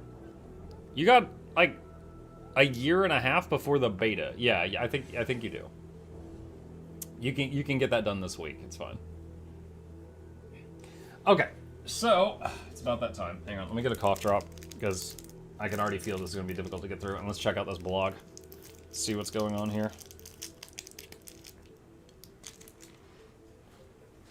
All right. Let's turn this down a bit. And let's pause this. And pause the alerts. And check this out. Nope, that is Hall of Monuments. That's not what I was looking for. This. Okay. All right. So, as I said, I'm going to do this in YouTube mode. And if I think it is worth posting on YouTube, I will do so. And if not, then it'll just be here on the stream. So, here we go. All right, hello Guild Wars gamers, Mukluk here. We've got a little bit of Guild Wars 3 news. I don't know if it is worth uploading, but I'm going to read it on stream, and if I think it has value, I'll upload it to YouTube. So if you're watching this on YouTube, then now you know. They posted a new Guild Wars 3 blog today called Our Guild Wars Philosophy. And it reads as follows. Solving player problems, a deep dive into how we build games at ArenaNet. Hello Guild Wars community. Today's Guild Wars 3 update is a big one as I'm going to be talking about the core philosophy that defines the way we make games. So grab a cup of your favorite drink, sit back or lean forward and relax, it's reading time. Then, when we set out to build Guild Wars 3, we didn't start by asking what a sequel should look like. We started with something more fundamental, the core philosophy that defines how we have built games at ArenaNet over the last 21 years. Our philosophy is relatively simple. When we make a new game, we take an inventory of the genre at that time, the good and the bad. Then we identify player problems, frustrations, and limitations, and we ask how could we solve them. Today I'm going to talk about 4 core elements players have come to know and love about Guild Wars games that arose from this approach to game development. These are expectations we know players have of any Guild Wars game as a result of the innovations we've delivered on over the years, and I want to share how we're applying these expectations to Guild Wars 3. I was just thinking, the first thing that comes to mind is no subscription fees, because Guild Wars 2 came out in a time with like World of Warcraft and EverQuest and stuff like that, and it was a pretty big deal that they didn't have a $15 a month fee. From the beginning, one of the defining ideas behind Guild Wars was simple. Players should be able to buy the game and play it on their own terms. When Guild Wars launched in 2005, that wasn't the norm. Subscription fees were a core part of the MMO model. Choosing not to have one wasn't just a pricing decision, it was a statement about accessibility and long-term value. We carried that forward into Guild Wars 2, and it remains just as important today. Guild Wars 3 will be a buy-to-play game at release. There will be no sub-fee. They did touch on this in one of the previous blog posts, but it's worth repeating for anyone who hasn't already heard it. That model matters because it puts players in control. Our goal is for players to feel like the time in the game is something they choose, not something they owe. If you want to take a break and play other games, great, go for it. We'd recommend trying out Guild Wars Reforged and Guild Wars 2. We hear they're awesome. Ready to come back when the next Guild Wars 3 expansion comes out? Wonderful, we'll be here waiting for you. But just saying there won't be a sub fee isn't enough anymore. We're looking carefully at the newest round of modern MMOs and the broad array of Is the newest round of MMOs in the room with us here today? I feel like they're all dying. And the broad array of live service games that often look suspiciously like MMOs, and seeing how sub-like systems have evolved. In many newer games, the subscription hasn't disappeared, it's been reshaped. Paid battle passes, paid recurring seasonal tracks, and similar paid systems often function as a new kind of ongoing fee. Okay, so immediately I'm reminded of my time in Black Desert Online. BDO did not require a monthly sub fee, but it kind of encouraged it. They had this thing that was, let's just call it an optional monthly sub fee, and it like doubled your inventory size, and you got more like magic find, and it doubled your bank size, and like there was so much it did for you. And it was like you were kind of crippled if you weren't playing with that. It was optional. It truly was, but it felt pretty bad not having it. That model works for some games, but it's not aligned with how we think about our player freedom in a Guild Wars game. It's a form of subscription fee hidden inside of a neat optional package that obfuscates the subscription from the player. When we say Guild Wars 3 won't have a sub fee, we mean it. No monthly fees, no battle pass sub fees, just buy the game and play it when you want. If we earn your trust and you feel we're delivering experiences you love, we'll have expansions and other things you can buy from us if you think they're worth your investment. So, just to touch on this here real quick, expansions be paid for, great. I am expecting a cosmetic shop. Guild Wars 2 has one, and I would say 99.9% of the player population that I speak to doesn't mind. They have not said this. I want to be very clear on this. They have not said that they're going to have like a gem store, but if they have a gem store, I'm unbothered. I would say that there's a high chance that a lot of the income that they earn through Guild Wars 2 is the gem store and cosmetic stuff because of the space between expansions. So if they needed to do that, I'd be unbothered, but that's their decision to make. No pay to win. Speaking of other things you can buy from us, this one's pretty simple, and the statement we made before the release of Guild Wars 2 about our philosophy in this area remains true to this day. We think players should have the opportunity to spend money on items that provide visual distinction, okay, so cosmetic shop, and offer more ways to express themselves. They should also be able to spend money on account services and on time-saving convenience items. Okay, so like bag slots, I guess. But it's never okay in a Guild Wars game for players who spend money to have an unfair advantage over players who spend time. So I want to touch on this for anyone who might be watching this that is not already an active Guild Wars player. Are you eating candy? No, it's a cough drop. I've got a messed up throat. Advantage. Okay. PvP in Guild Wars 2, when you go in there, it's equalized.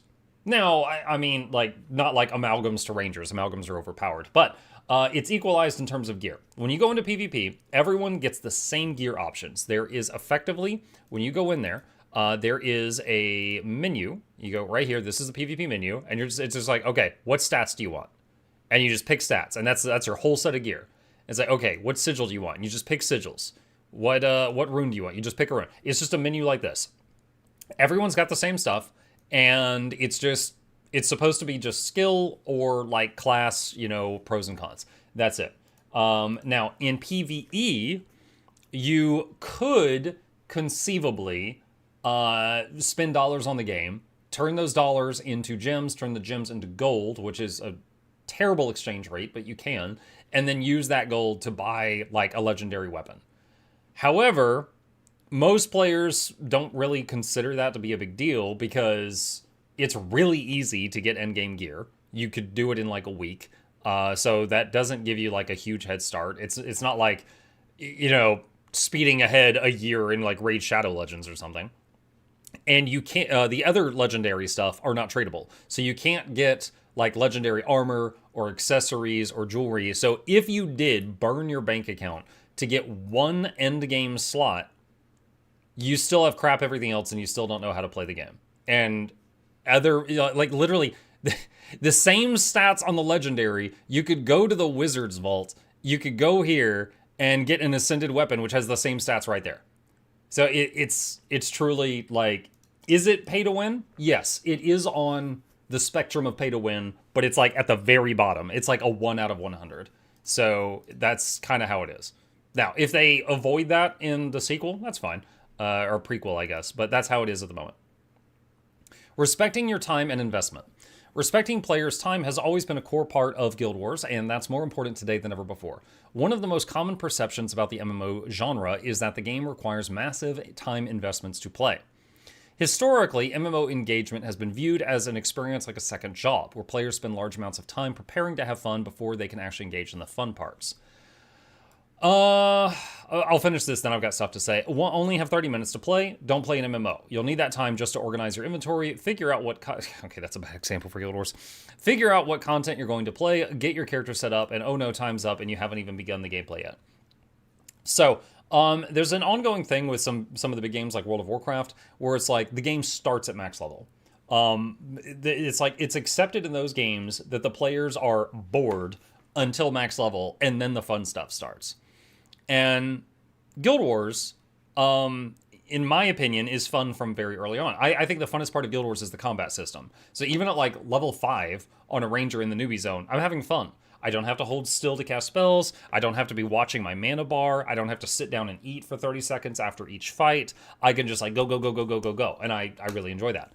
You know, also in many MMOs, such as WoW, you've got vertical progression. So it's like if you step away for a few weeks and a new patch comes out and you come back, all your friends might be a tier higher than you and you can't do dungeons with them unless they come down to your level, and then they're getting nothing out of it. And so it just doesn't feel good. And alternatively, in Guild Wars, you've got level caps. It's like if I go to the human newbie zone, I'm squished down to like a level 10 or something, and I can fight the Shadow Behemoth alongside other new players. So you've got level 8s and 80s fighting side by side, and they're both contributing. So it's definitely something that respects your time, both in terms of like the in-game gameplay and the if you take time off and come back thing. Players today have more choices than ever, and so many modern game experiences allow players to quickly and meaningfully get a return on their time investment in the game without significant barriers or preparing to have fun. That means our responsibility isn't just to create content, it's to make sure that the time spent in the game feels meaningful. This has always been important to ArenaNet and the Guild Wars franchise, but we're continuing to solve this philosophy for the modern era of game development and asking how a genre that is dominated by 10 to 20-year-old games modernizes the space. We want you to feel good about the time you invest, whether you're playing every day or only have an hour or two every week or are coming back after a long break from the game. For our existing fans, we've already announced that there will be a new Hall of Monuments that connects your Guild Wars 2 account to Guild Wars 3 and provides a wide array of awards as our means of saying thank you and showing we respect the time and investment you've already made in the franchise. We'll talk in more detail about the future of Guild Wars 3's game and content systems are evolving to create a new take on the MMO that respects players' time and investments. So, Hall of Monuments. I have one of my own pulled up here. This is the Hall of Monuments website that connects Guild Wars 1 to 2. So just a really quick overview for anyone who's never seen this. Essentially, in Guild Wars 1, you earn, let's just say, achievements. There's some for weapon collections, armor collections, like endgame weapons and armor, titles, such as like, you know, God walking amongst mere mortals, and there's others. Heroes and pets. In Guild Wars 1, heroes are like AI companions that can group with you in place of players. And this is basically like ones that leveled up a lot. And mini pets is just like a collection of miniatures. So you can click on any of these and you can see a whole bunch of stuff. And as you get them, you earn points. As points fill in, this bar up here fills up. And then whatever is here, you get in Guild Wars 2. So there is really well-known cosmetic equipment from Guild Wars 1, both armor and weapons, some miniatures, some titles, and some ranger pet skins.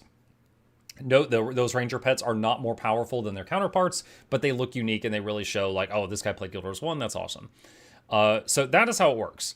So in Guild Wars 2, the kind of counterpart to this would be like legendary weapons, legendary armor, rare titles, pets, and then this column would be something else entirely.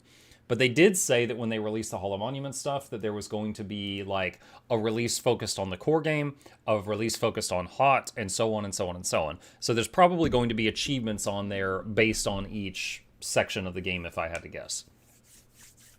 Okay.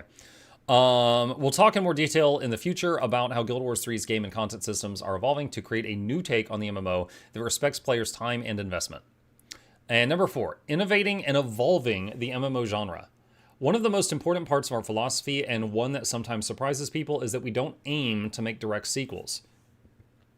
Guild Wars and Guild Wars 2 are very different games, and that was intentional. Though they take place in the same world, each one was built to push against the conventions of its time, solve player problems relevant to that era of games, and explore new ideas in the MMO space. The MMO landscape today isn't the same as it was during the development of GW or GW2. Player expectations have changed, technology has evolved. The way people engage with online worlds are broader and more varied. The lines between an MMO and a live service game have blurred. The amount of time players have to dedicate to a single game has decreased as their library of games has continued to grow. As we approach Guild Wars 3 by simply extending what we've already done, we'd miss the opportunity to move the genre forward. A genre that we've heard so many of you say desperately needs innovation and evolution, so instead of just making a sequel, we're asking the same questions we always do. What does the next evolution of an MMO look like right now? Answering that question means Guild Wars 3 will be its own kind of game, distinct from both Guild Wars Reforged and Guild Wars 2. Our two existing games fall on the two furthest ends of the MMO spectrum. Guild Wars Reforged, at its core, is a game about a small team. A player and their assembled team of henchmen or hero NPCs or other players they want to bring along with them, overcoming challenges in a predominantly instanced game. Unless you invited them along, you never saw other players except in the game's social hubs. When we released the original Guild Wars, we branded the game as a CORPG, a cooperative online RPG. However, the branding never stuck, and everyone informed us we'd released an MMO. We even won multiple MMO of the Year awards. We gave up on the CORPG angle since it didn't stick with players, and we simply embraced everyone told us that we'd shipped an MMO. Guild Wars 2 is the opposite. At its core, the game is about a giant-scale experiences in an expansive open-world setting. Giant world boss battles, map-wide meta events, and PvP on a massive scale are what Guild Wars 2 are most known for. Although the game offers a wide array of different experiences, unlike other large-scale MMO worlds, there are no servers or worlds that you join that restrict the players you might meet within that giant setting. Instead, the game is organized into maps using our mega server system. Okay, first of all, this right here, it was like this for like 10 years. It was relatively recent in the game that they changed this, so this is true now, but this was not true for the whole history of the game. For example, when people would ask, like, oh, Muck, what server you on? I want to play with you. I'd be like, I'm on the North American servers on the Gates of Madness server. And it was sometime later that they combined all the NA servers, then they combined all the EU servers. So it just mattered, are you on NA or EU? So the game is organized into maps using our mega server system, and players are able to play with anyone who chooses the same region of the real world they play the game from. Guild Wars 3 lands near the middle of the MMO spectrum, which supports the goals we have for our movement and combat systems. While it fits the definition of an MMO significantly more than Reforged does, it doesn't try to replicate the large-scale gameplay pillars that so uniquely define Guild Wars 2. They mention giant world boss battles, map-wide metas, and massive-scale PvP. So I'm wondering if this is a hint that there's not going to be map metas, world bosses, or World v World. I hope there's going to be World v World. This ensures that all three of our games can coexist as different experiences on different timelines, telling different stories about the world of Tyria. I realize this is intentionally somewhat broad and vague, and you all want to know a lot more about the specifics of what all this means right now. But we've got a very long campaign ahead of us between now and the launch of Guild Wars 3, and there's plenty of time. We'll discuss the specifics in much greater detail in the future as we share more information on the various game systems, content systems, and concepts that make up Guild Wars 3. Looking ahead, as we continue development, these pillars are our foundation. They shaped not just individual features, but the overall direction of the game. You'll see us come back to them often in the future when we discuss the game in more detail, and as always, player feedback will be a big part of that process. We only know we've solved player problems when you tell us our solutions are working. Guild Wars has always been a conversation between devs and the community that doesn't change with Guild Wars 3. We invite you to join that conversation on our social channels and our newly launched Guild Wars community Discord server, and there's links to both of these. The conversation's just begun. We can't wait to share where we're going. And once again, those pillars of theirs was no sub fees, no pay to win, respecting time and investment, innovating and evolving the genre. And that's it. That is it. So, something between the two. So I'm wondering if in Guild Wars 1, like they said, when you were in town, you would see everybody. But when you left town, you would only see your group. So it's like the whole world was an instance just for you and your party. I'm wondering if they're going to have something like that. Like we have some slices of that in Guild Wars 2, like fractals, right? When you leave town and go to a fractal, it's just a fractal for you and your team. That's it. But Guild Wars 1 did it with the whole world. So, not really sure Or I guess I could rephrase that and say, like, every section of the world, it would generate an instance for you. So for people who have not played Guild Wars 1, it'd be like, if you left Divinity's Reach, you would get your own instance of Queensdale. Basically, they did that for every single zone in the game, instead of just dungeons and fractals and raids. So, it's pretty interesting. Definitely more questions than answers after reading this. But, you know, there's a few things that are nice in here. You know, we know that they're not going to do sub fees. We know it's just going to be a buy it once. They're okay with small conveniences and cosmetics on a shop. Personally, I'm fine with that too, but it'll depend on who you ask.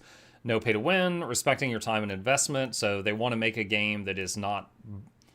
To me, that just says it's not going to be vertical progression. Because vertical progression is the exact opposite of respecting time and investment. In vertical, it's like you step away, you come back, and you're out of date. And then you have to play catch up before you're allowed to have fun with your friends again. And the last one is innovating and evolving the genre. This one is different from the others. I feel like the other three are just like a solid marble column. And then this one is kind of gelatinous.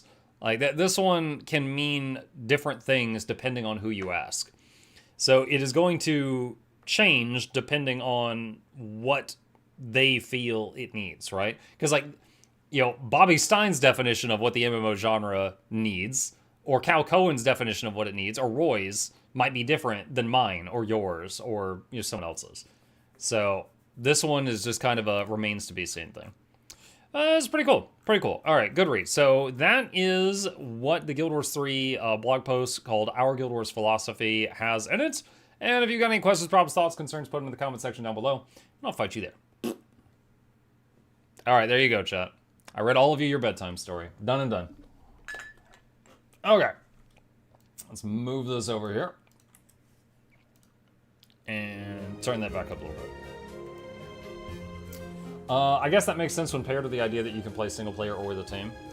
But yeah, in Guild Wars 1, you know, you had henchmen, which were later replaced by heroes. So you could be with a team, it'd be like an AI team, which is fine. But the heroes were added much later on, and they kind of were upgrades to henchmen, but they were well received.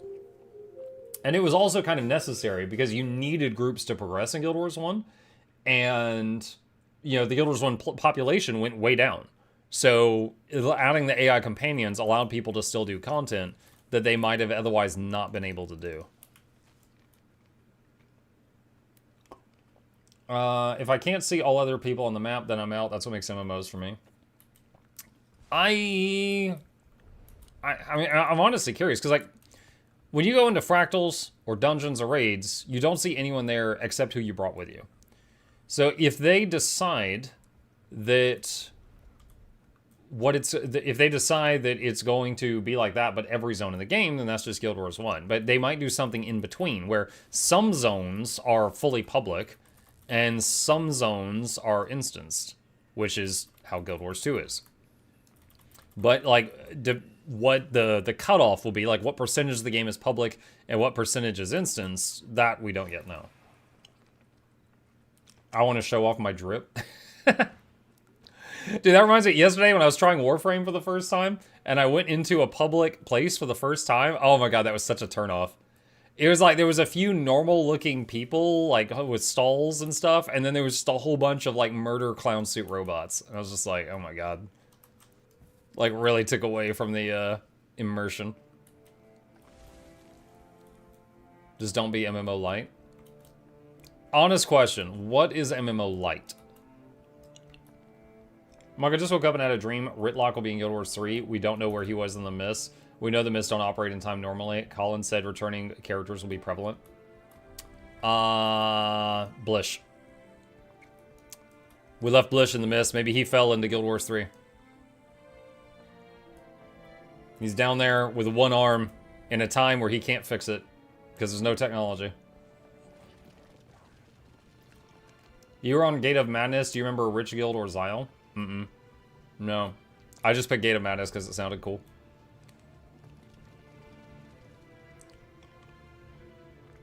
What if metas are like a portal in the open world and it leads you to an instance with other players, though? Maybe. But again, it depends on how they do it. Like, for example, Diablo 4 is like, in the open world, you run into other players, and I freaking hate that. When I'm playing D4, I don't even want to be online. I don't want to die because of lag, and I don't want to see other people. So, but they are making an MMO. You can expect we're going to see other people. We're going to group with other people. But I don't know, like, how often that's going to be. Muck, if we only have Human, Asura, and Coden to play, are you going to pick Asura or Bear?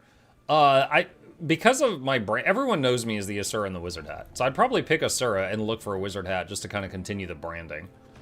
If I were not a streamer, I would probably be a coin flip between the two not human races. As I've mentioned before, my thing in fantasy games is I just don't want to play human. So if there is Coden and Asura, it'd be one of those.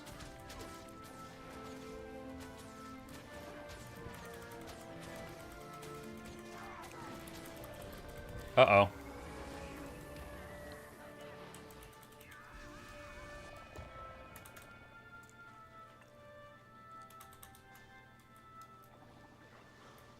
I'm already human in real life? Yeah. That's like, why would anyone play a human thief? You could just rob a 7-Eleven and experience what that's like.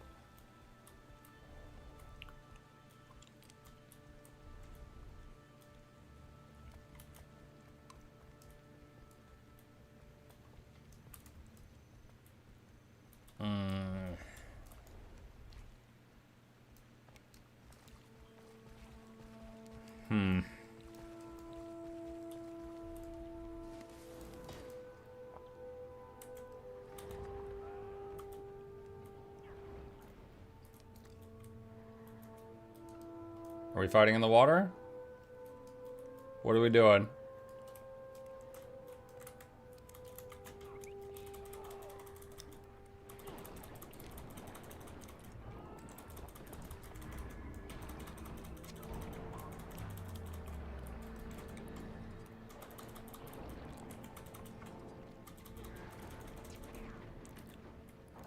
Oh, that's one down.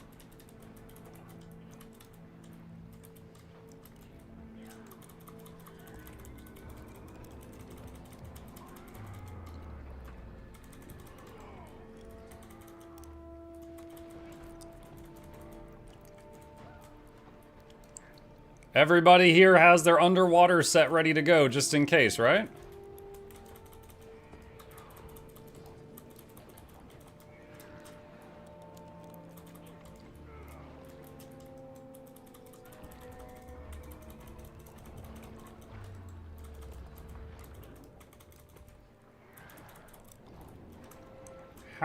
Oh, vengeance. Okay. She's like, where are my friends? And I'm like, oh, I didn't see them. I was just taking a swim. I don't know where your friends are.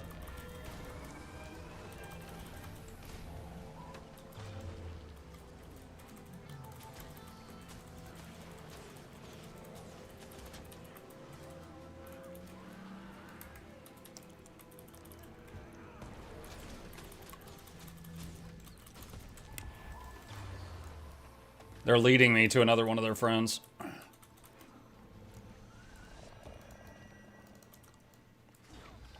Oh no! Dude, I'm blocking right now. How did I just take all that? Okay, I guess that was Hawkeye or whatever it's called.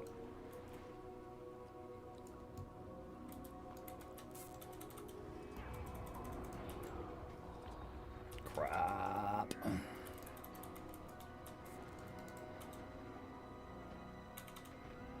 Dude, am I lagging? I pressed that movement skill like 3 times.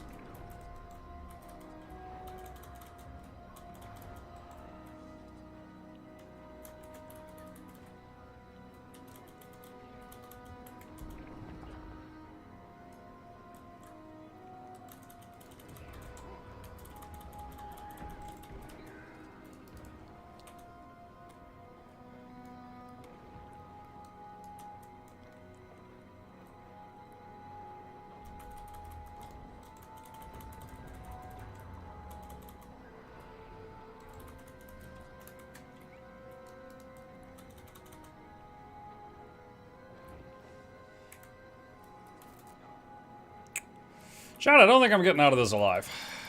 But we're gonna try to have some fun.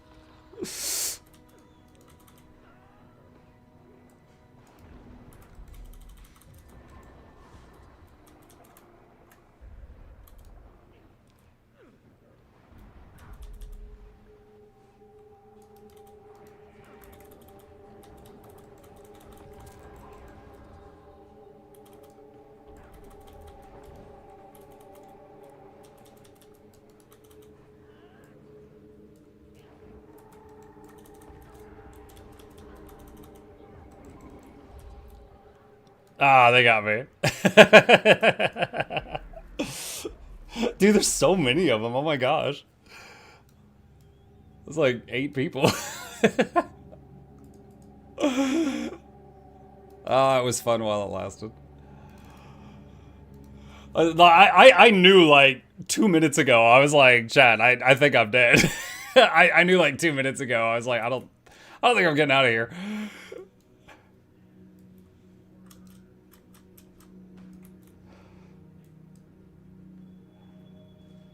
I imagine in map chat they were saying send more dudes. I don't know about that. Thing is, I was by their keep, right? So they probably had me like on radar. So it's just more and more people just kept going, oh, there's a free kill over there, and then just that's so many.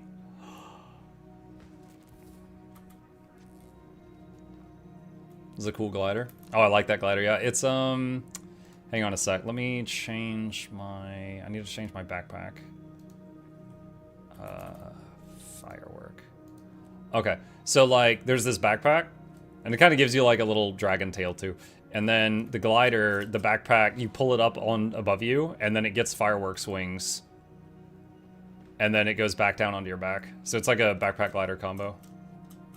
I actually got that once in a, was it a guaranteed wardrobe unlock? I love it. It's cute on Asura too, because you get little wings and a tail. Where do you get that? I don't know the actual place you're supposed to get it, because I got it from a... Like I said, I got it from a guaranteed unlock. /wiki dragon fireworks back piece. Hang on, I can look it up easily enough.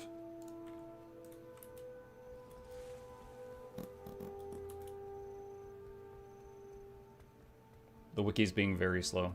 Ooh.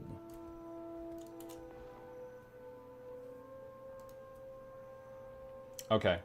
30 Black Lion statuettes to a Black Lion merchant, and you can buy the Dragon Fireworks package, which has the backpack and glider. Arrow cart build time? Dude, I'm not on either of those teams. That is a green team and a blue team.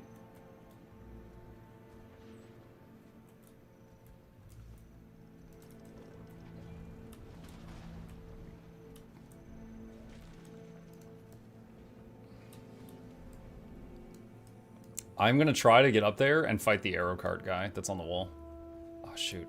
Okay, is he gonna jump me? Alright. I'm gonna pretend like I'm leaving.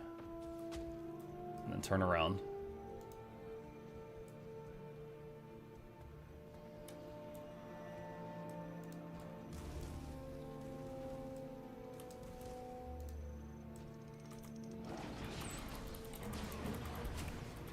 Oh my god, it's a woman!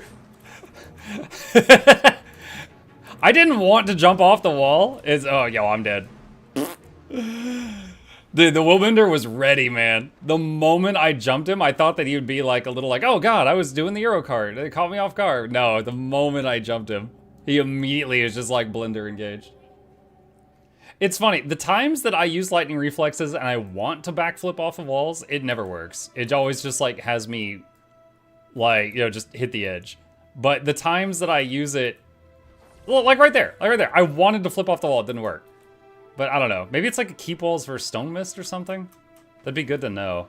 Because there, I wanted to simply stun break, that's all I wanted, but I was flipped off the wall and that's not what I wanted.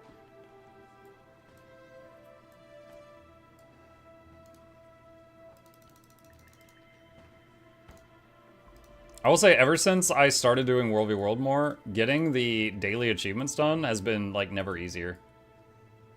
It's literally just like, go kill a thief. Here's 10 achievements. World v World with all mounts enabled would be fun. Oh my god. The Sky Scale Brigade coming in while Flight of the Valkyries is playing.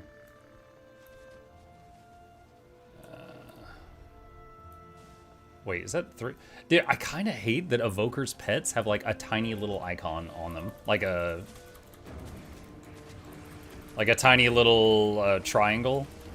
Like, it's... Like, why?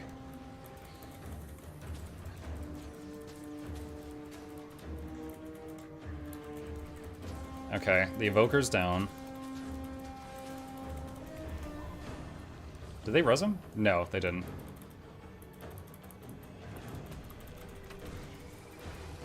I'm just cleaving this spot, trying to prevent a res.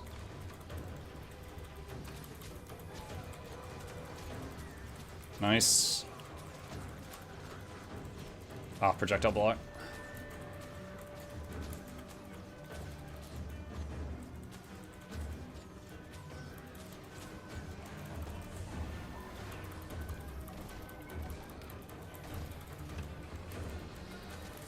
Tony, stop chewing on the door. That'll take you an hour. Like, there's players here he can hit. And he's like, I'm gonna get that door. Hit it for 1 damage per attack for the next hour.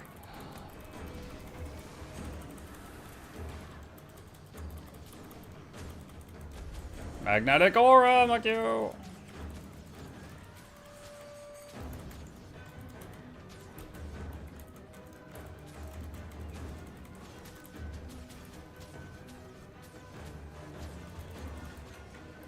He needs his fiber intake from a door?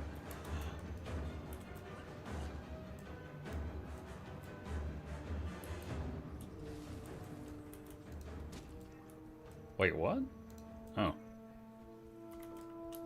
Was that? Oh, way down there. The camp where I had that big underwater battle at just got flipped.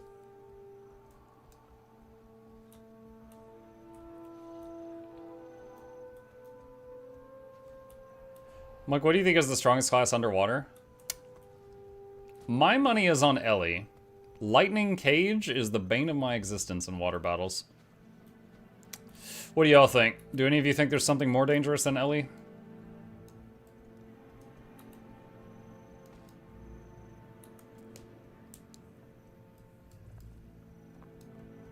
Mechanist? Shut up.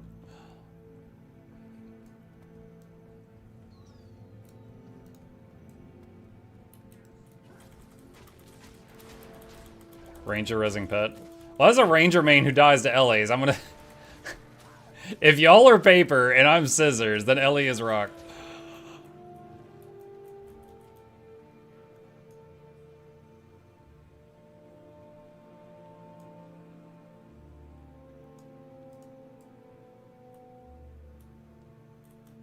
Oh god, oh god.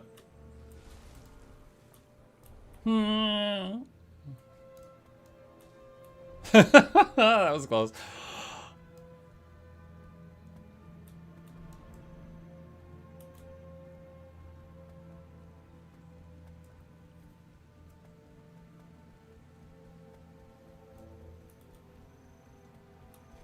Most walls have an upper edge side, but SMC's second and third floor doesn't have sides, but you have to be prepared to glide or able to.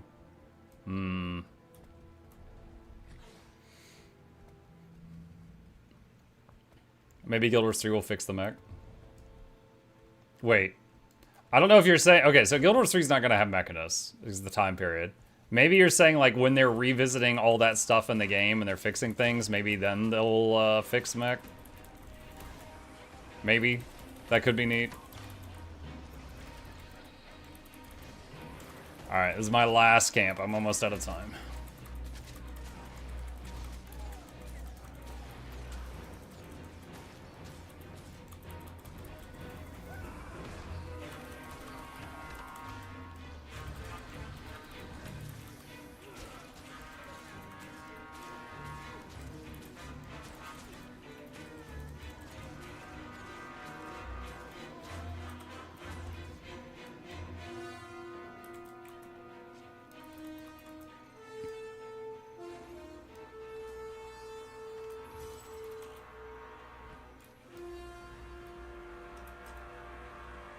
As an Ellie who never brings Ellie to War of Your World, write that down, write that down, write that down.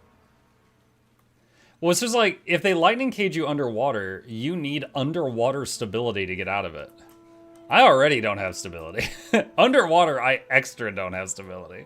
So it's just like, well, guess I'm stunned. Meanwhile, you know, they're barbecuing me the whole time. Okay. Wait. Okay, there we go. I thought I was in combat for a second.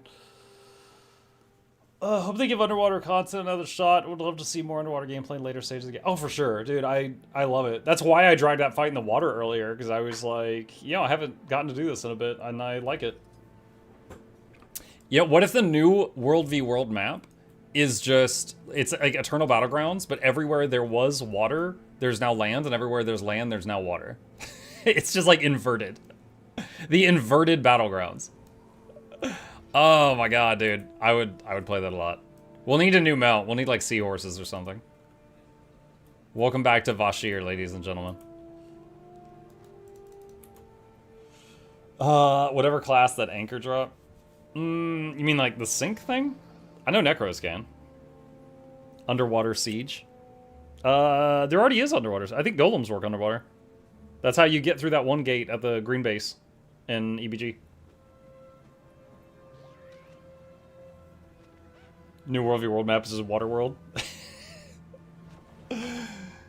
Mug suggestion, a lot of new players are asking about Guild Wars 2 controller support. Is it possible on both Steam and ANET client? Do you think it's worth a video guide?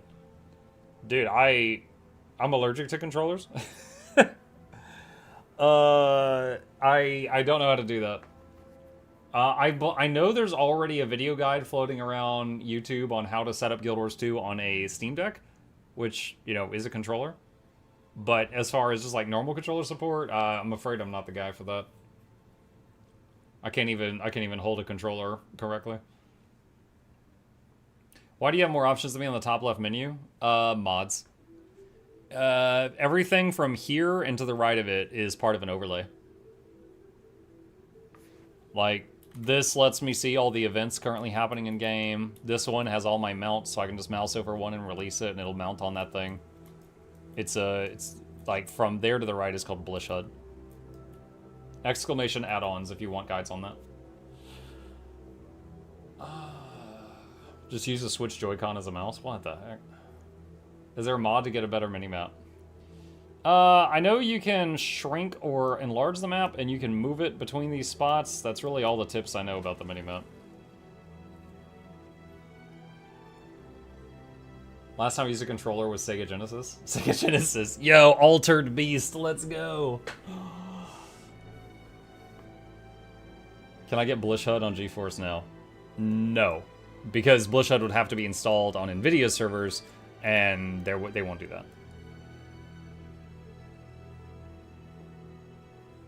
I use a racing wheel and pedals for Guild Wars 2. I drift around Deimos Tachi wheels. Not even roller beetle racing. You could have said roller beetle racing and it might have been more believable. You had to say Deimos wheels. Today I learned you can move the map. There you go. Have it on good authority, you are Mukluk. It's me. What's up, Deb?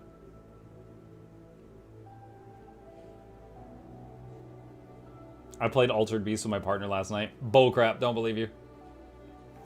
I plucked a random game from 80 years ago out of thin air, and you're saying you were playing it yesterday? Don't believe you. You say that, but foot pedal for dodge sounds awesome. That sounds like something Laura would do. Your voice sounds great. It's drugs. I took one of those painkiller cough drops a minute ago, so I just don't feel the pain for a minute. Allow roller beetles in desert borderlands. Dude, imagine fighting someone and you're winning a 1v1 and then a horde of roller beetles just crashes into you. Oh my god. That would actually be funny. Altered Beast, I played that on my Mega Drive when I was a kid. Yep. Now I'm trying to think, what is there a mount that would be the most amusing in World v World? Like a horde of griffins dive bombing on something would be funny. Roller beetles smashing in something would be funny. Might be those might be my top two. You probably can't have sky scales or bunnies because they could just like go over walls. That just negates the gameplay.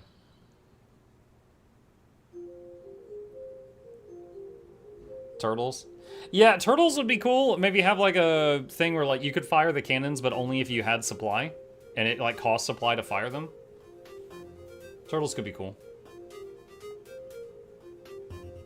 Oh, you know what they could do? Kind of make it like golems. Make it like you can only mount a turtle in your base, but then other people could like help you escort your turtle to like the battle area or something. Like so you can't just like mount it at the wall. I don't know. I feel like if they wanted to, they could make turtle work.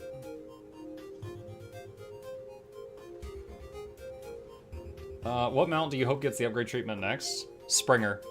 When you are leveling, the Springer is needed, but when you have every mount in the game, the Springer is the only one you never ever use. Because Springer goes up, Skyscale goes more up. Springer stuns, Warclaw and Turtle stun more. It is completely outclassed when you have everything. Mug, I sent the receipts. You sent the receipts?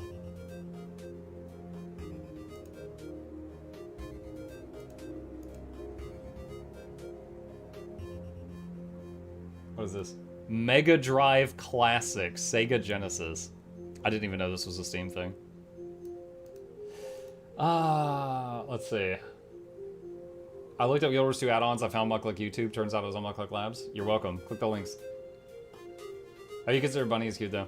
Yeah, again, the Bunny has a use in the game, and it's for when you are leveling until you get to Skyscale. But it's like, after you get everything, should it be useful? And if they think it should be after you get everything, then it needs a makeover. But if they think it's fine as is, as like a leveling tool, that's fine too. But that's my answer to the which thing do you think should get a makeover next question. Muck, is your quick untamed video still good for open world of PvE? I think I made an update to it. Hang on. That video link is, so check that if that's, because that might not be the one that you watched. Or if it is the one you watched, then yes. Okay, cool. Awesome, awesome, awesome. All right, chat. With that, you wonderful, wonderful people, I'm out of time. I'm going to wrap it up here for the morning stream. Thanks so much for hanging out with me. I hope you had fun. A few plugs on the way out. If you're new here, hit the follow button if you're on Twitch, subscribe if you're on YouTube. The links to my 2 YouTube channels are in the chat if you want to make sure you're subbed to both of those. And a special thank you to the dear patrons. They keep this channel alive. I could not do this without their help, and there's a link to that in the chat if you're interested. Shilling complete. Thanks for being here. On the Twitch side of things, I am going to raid someone to just support the Guild Wars 2 section. And I will be back on Guild Wars 2 in about 5 hours for the evening stream with some giveaways, and might be dabbling more in Warframe after that. Let's see. Who is... Let's see. Alright, I do not know this person. Okay, this is kind of funny. I've actually never seen this. This guy's just using a camera, but he's got the tag FleshTuber, which instantly makes me want to raid this guy. So, I'm gonna raid this guy. I don't know him. He might be great, he might be awful. I have no idea. I'm gonna see what he's like and welcome him to Guild Wars because he says he's a new player. I'll see you guys over there. You guys have a good one, and I will be back later tonight.